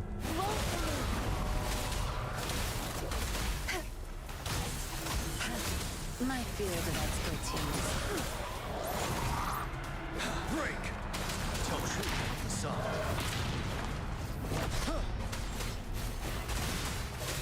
Zap strength. The stage is yours. Back tenfold. That was just a bad timing on my, on that heavy then. Got locked into the animation. Tats. I'm liking how much freaking healing Verina's doing though. Like, if I can pop out a couple of heals off her heavy, it pretty much heals them because I'm getting like 2k a pop, so it's like 6k.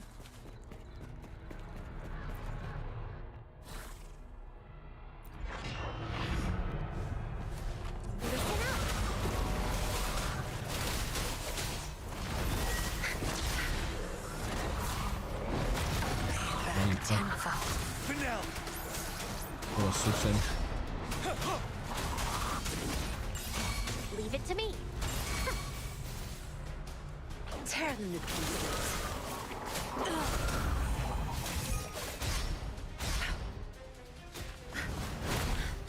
What? I can't keep going. Bask in the sunlight. I can't keep going. I oversight. Oh, piss off, bro. I had full stamina. I don't know where I'm not dodging that. I don't know where the fuck I'm not dodging that.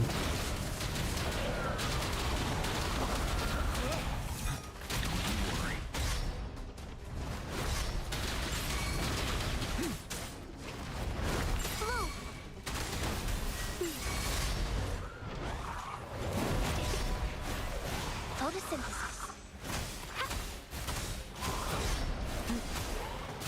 Tear them to pieces. My field of expertise. 7. Tell truth. Facade. Don't you worry.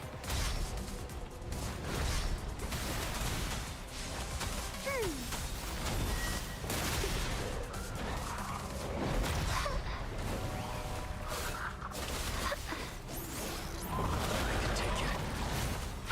I don't think you can, bro. Roll for me. Tear them to pieces.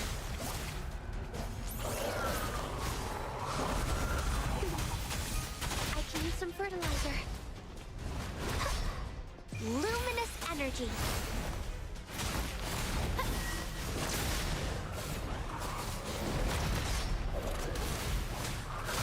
My field of expertise. Obedience. Oh, man, that fucking animation shafts you sometimes. Listen up. Tear them to pieces. Roll for me. Tear them to pieces. Going against wind.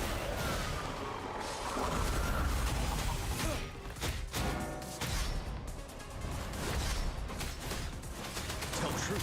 Facade. My last breath.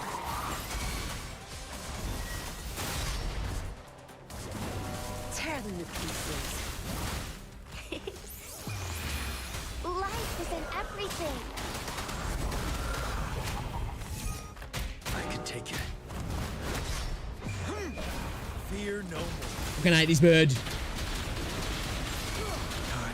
for a short break. I saw it coming, man, and I'll still let it happen.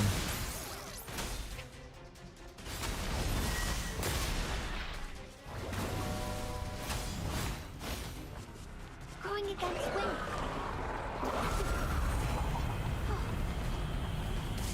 Photosynthesis.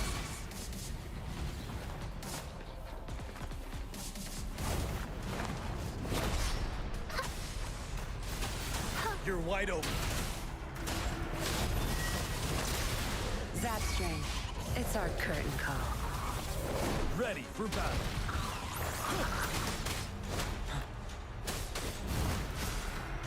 Listen up.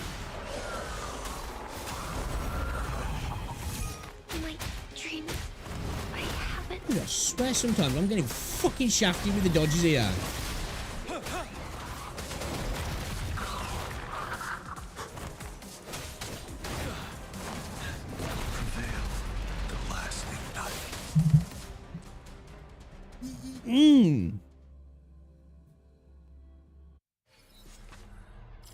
I'm telling you, like, sometimes I'm like, I don't know if it's just, like, I am just timing it wrong and I'm just fucking delusional.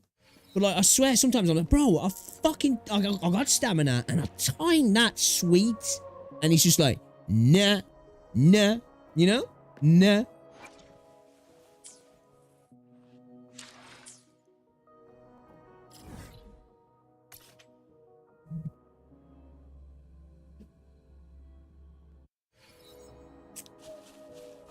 Oh, you're so edgy, bro.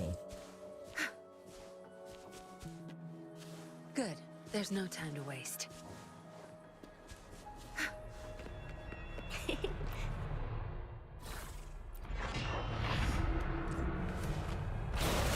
What are you doing, sniffing your mum's knickers? My field of expertise. No mercy. Crush them!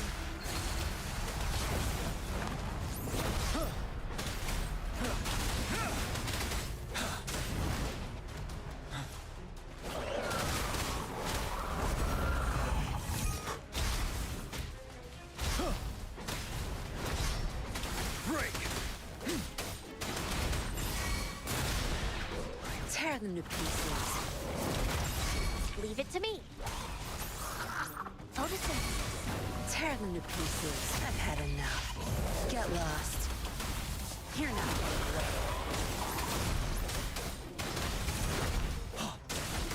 Wind Rider.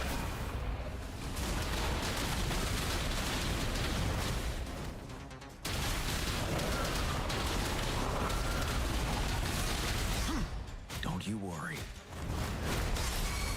Bloom. You fuck! So was mid animation. No, we should. Shit, bro.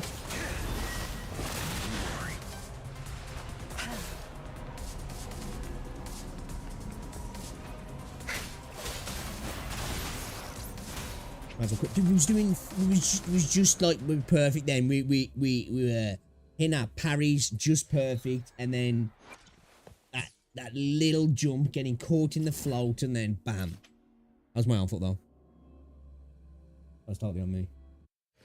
Bad gamer. Sad times. You suck. Get good.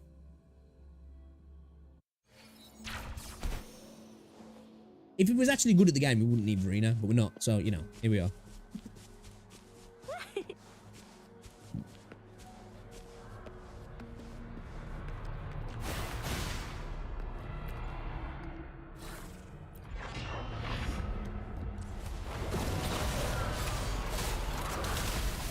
Your time is over. Leave it to me.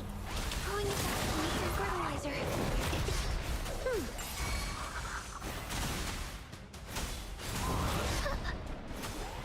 Listen up. Tear them to pieces. I'll pay it back tenfold. Like then as well, I dodged that first one, but I didn't even get the animation to dodge. I'm just I was in dodge roll then, but still took damage.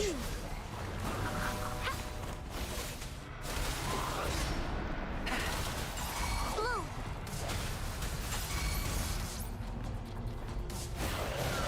Tear them to pieces.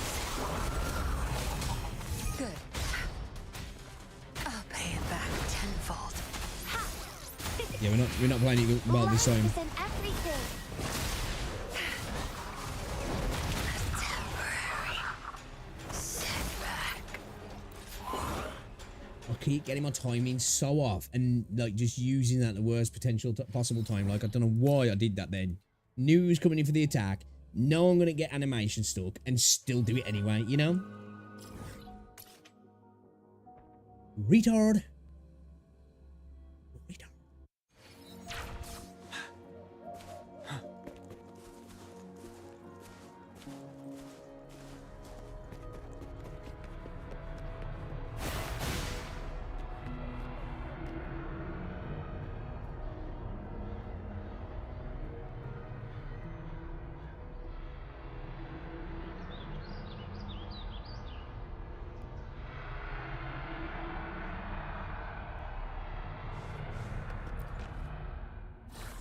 Come on, man. We can do this. That's the thing. I can do it. It's just I keep fucking up.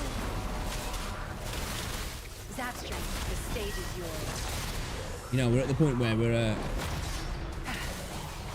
My field of expertise. You're wide open.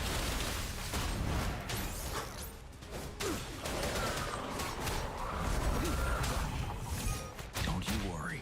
What the fuck? Photosynthesis.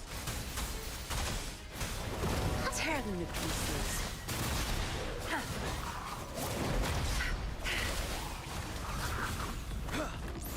Wind Rider. Oh, he's coming in for it.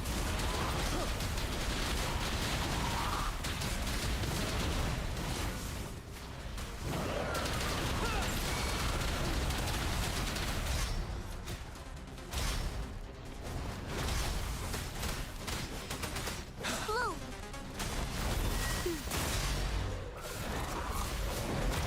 It's only sick then. My field of expertise.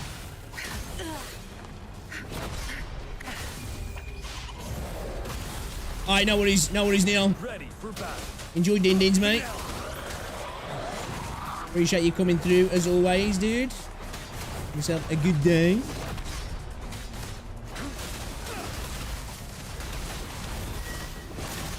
Oof.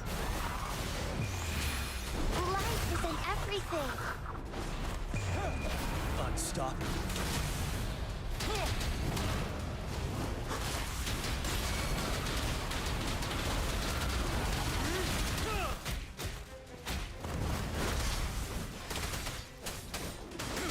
Tear them to pieces. Watch and learn.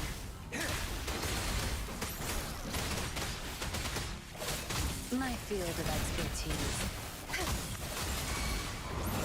Tear them to pieces. I've had enough. Get lost. You're not getting away. You're wide open.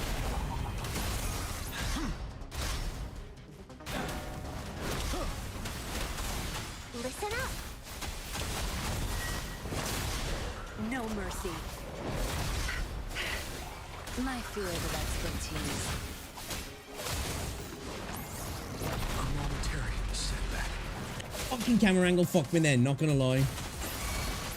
I couldn't time it properly. Bask in the sunlight. Ready for battle.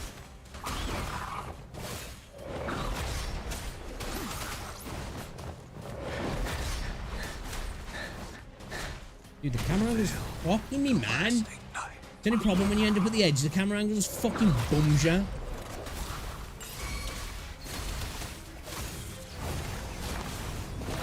Blue. Photosynthesis. Zapstring. It's our curtain call. You won't cast me down. I don't know how to counter that, really, if I'm honest. I genuinely don't know how to counter that.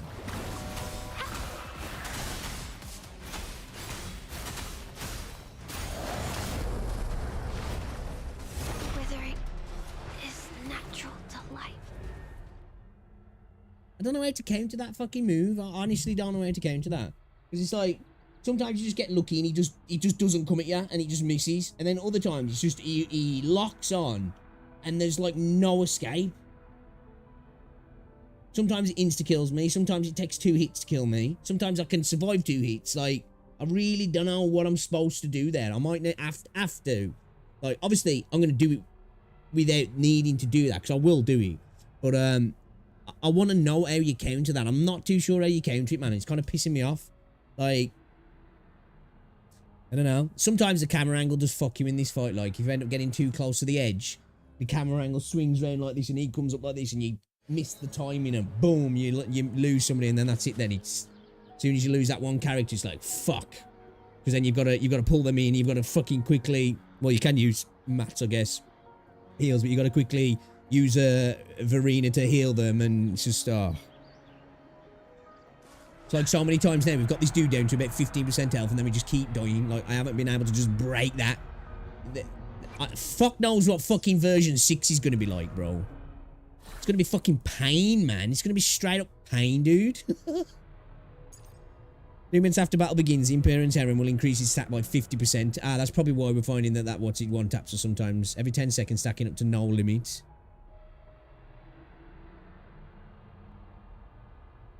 Shit, bro, that's insane then. So every 10 seconds it goes up 50%. I've only just read that. When hit by the Imperium's Heron's attacks, the character's defense is reduced by 10% for 15 seconds, stacking up to no limit. Startling Bow. When the Echo counter skill successfully counters a special skill, the next attack within 5 seconds will additionally deplete the enemy's vibration strength by 30%. Oh, I need to start using my echoes more than, don't I?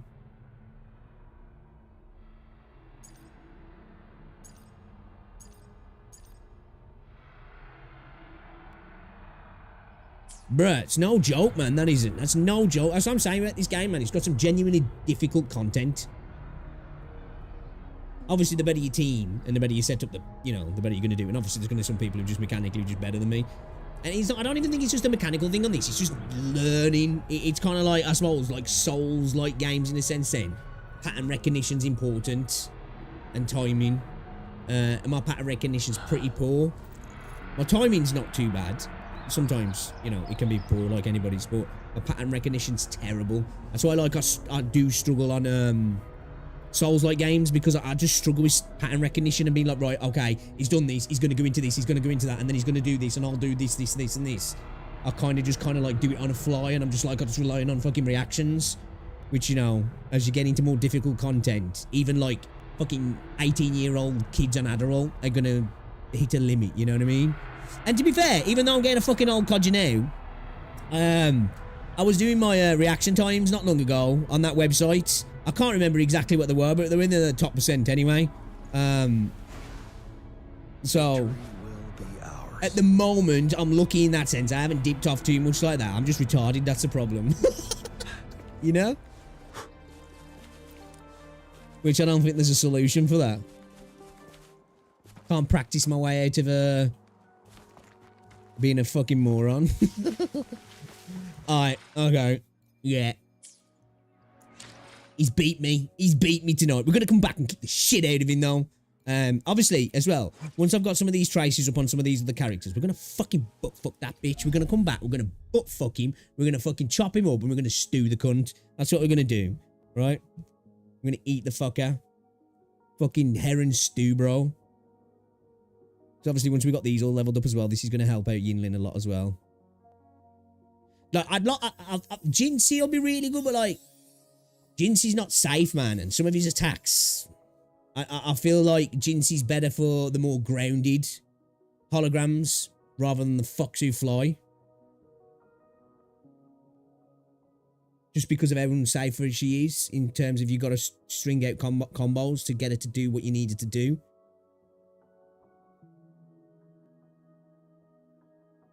And Calcharo's not really great for it either, one, because, you know, who he is, but two, he's a lot more stationary, so he's a bit better for the more heavy, slower ones, probably like the Ophelia and Beringal and stuff like that, like. I think the team we're going with is probably our best team to use. We just need to buff ourselves to get the fighting a bit quicker, because it's what, 3 minutes it gets the buff? Is it? So if you can get the battle done within 3 minutes, you're fucking laughing, ain't you? It was 3 minutes, wasn't it? Was it?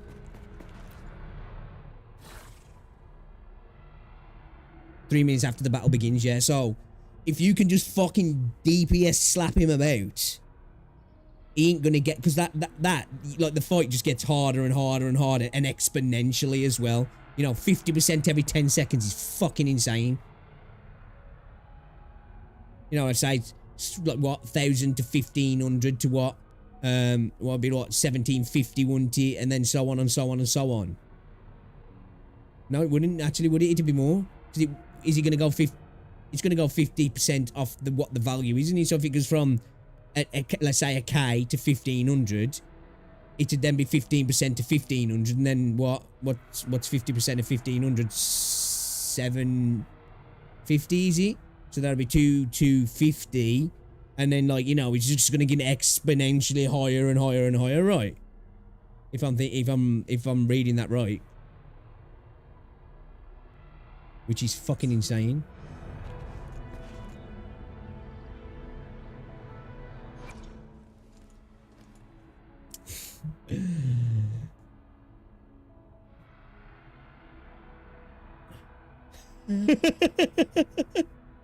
Dude, that's what I love to do in old school RPGs sometimes. Like, alright, okay, I see that dude's a bit tasty over there. Alright, bro, back in a couple of hours, watch me kick the shit out of you. I'm gonna come back so the old village was like, why was we even scared of this dude? What the fuck? Yeah, so I was going to play some ZZZ, you know, I'm not going to bother now because it's like 10 to 12 and we went on for like 3 hours. We did watch videos for like an hour, didn't we? Well, 2 hours really, which I don't mind because I'm enjoying doing that in streams at the minute. Changes things up a little bit and it gives me content to farm as well. You know, I'm devoid of creativity, so why not farm content and upload that? So tomorrow, probably a bit of a change of plan. I'm going to check out that flintlock and see if it's any good. If it's trash, then we'll just jump onto something else and probably check out Throne and Liberty as well for a little bit. Like I say, I'm only going to play a little bit of Throne and Liberty though because I want to play the game when it launches. So I'm just going to get a little test, play it for an hour or two, and then we'll probably we'll do our dailies on Wuthering Waves anyway and do some of our trace farming as well. So we'll be back on this. We'll do Zenless stuff as well, and yeah. And then Friday, no daytime stream because me and Rosie are going for food because obviously my birthday tomorrow, so Friday we're going to go out for food. I'll probably stream in the evening though, it depends. It depends if we end up just chilling, which we might do. And then if we do, I'll be back Saturday, so yeah. And no, I haven't got to pick Rosie up or take her to work tomorrow, so once I'm on, we'll be able to do a bit of a bumper stream tomorrow. So we'll be able to do a little bit extra. I'm looking forward to it actually. But anyway, it's been a pleasure, lads, as always. I do appreciate you. Thank you very much for hanging out. I appreciate it, dude, man. Thank you. Shout out to everybody, like I say, once again, I really do appreciate it. Everybody who has been watching the... Ooh, I'll watch this in a bit. I love watching a bit of Wings of Redemption stuff, if I'm honest. We'll check this out as well. This happened. Wow, Lost Ark 2 is here. Okay, interesting. We'll check that out. But yeah, I just want to say thank you to everybody who has been, you know, watching the content. I'm happy with the content at the moment.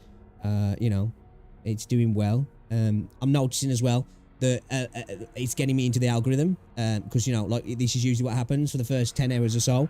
The video doesn't get many views because subscribers are not watching it, and then YouTube starts to push it, and then boom, overnight it usually like 10x's, you know, goes from like something like this to a few hundred views. These last two have done all right as well, over 1,000. My aim is if I can hit between 500 to 1,000 views per video, I'm very much happy with that. Not all of them do it, you know, some of them are a little bit slower, like this one. This was an hour-long video though, so of course, not many people are going to probably sit and watch an hour-long video, but for the most part, I've been doing well, man. I'm really happy with them, and I'm starting to, like I say, get this theme with my thumbnails now, so I think, you know, people will, if they do subscribe, or even if they don't, they'll know it's, you know, it's got like, you know, my kind of stamp on it, I guess, in a way. But yeah, alright then, boys, I'll leave you to it. Thank you very much for hanging out, man. I do appreciate ya. If I don't see you tomorrow at all, have an amazing Thursday. Yeah, it's just going to be a boring birthday stream. We're just going to be chilling, playing video games, doing what, you know, a gamer wants to do on their birthday. And then Friday, like I said, going out for food. And I might not see you Friday. We'll see, though. And yeah, appreciate ya. Enjoy the rest of your day, guys. Okay? Enjoy your food as well, Neo. Shout out to everybody who's been watching, guys. You know.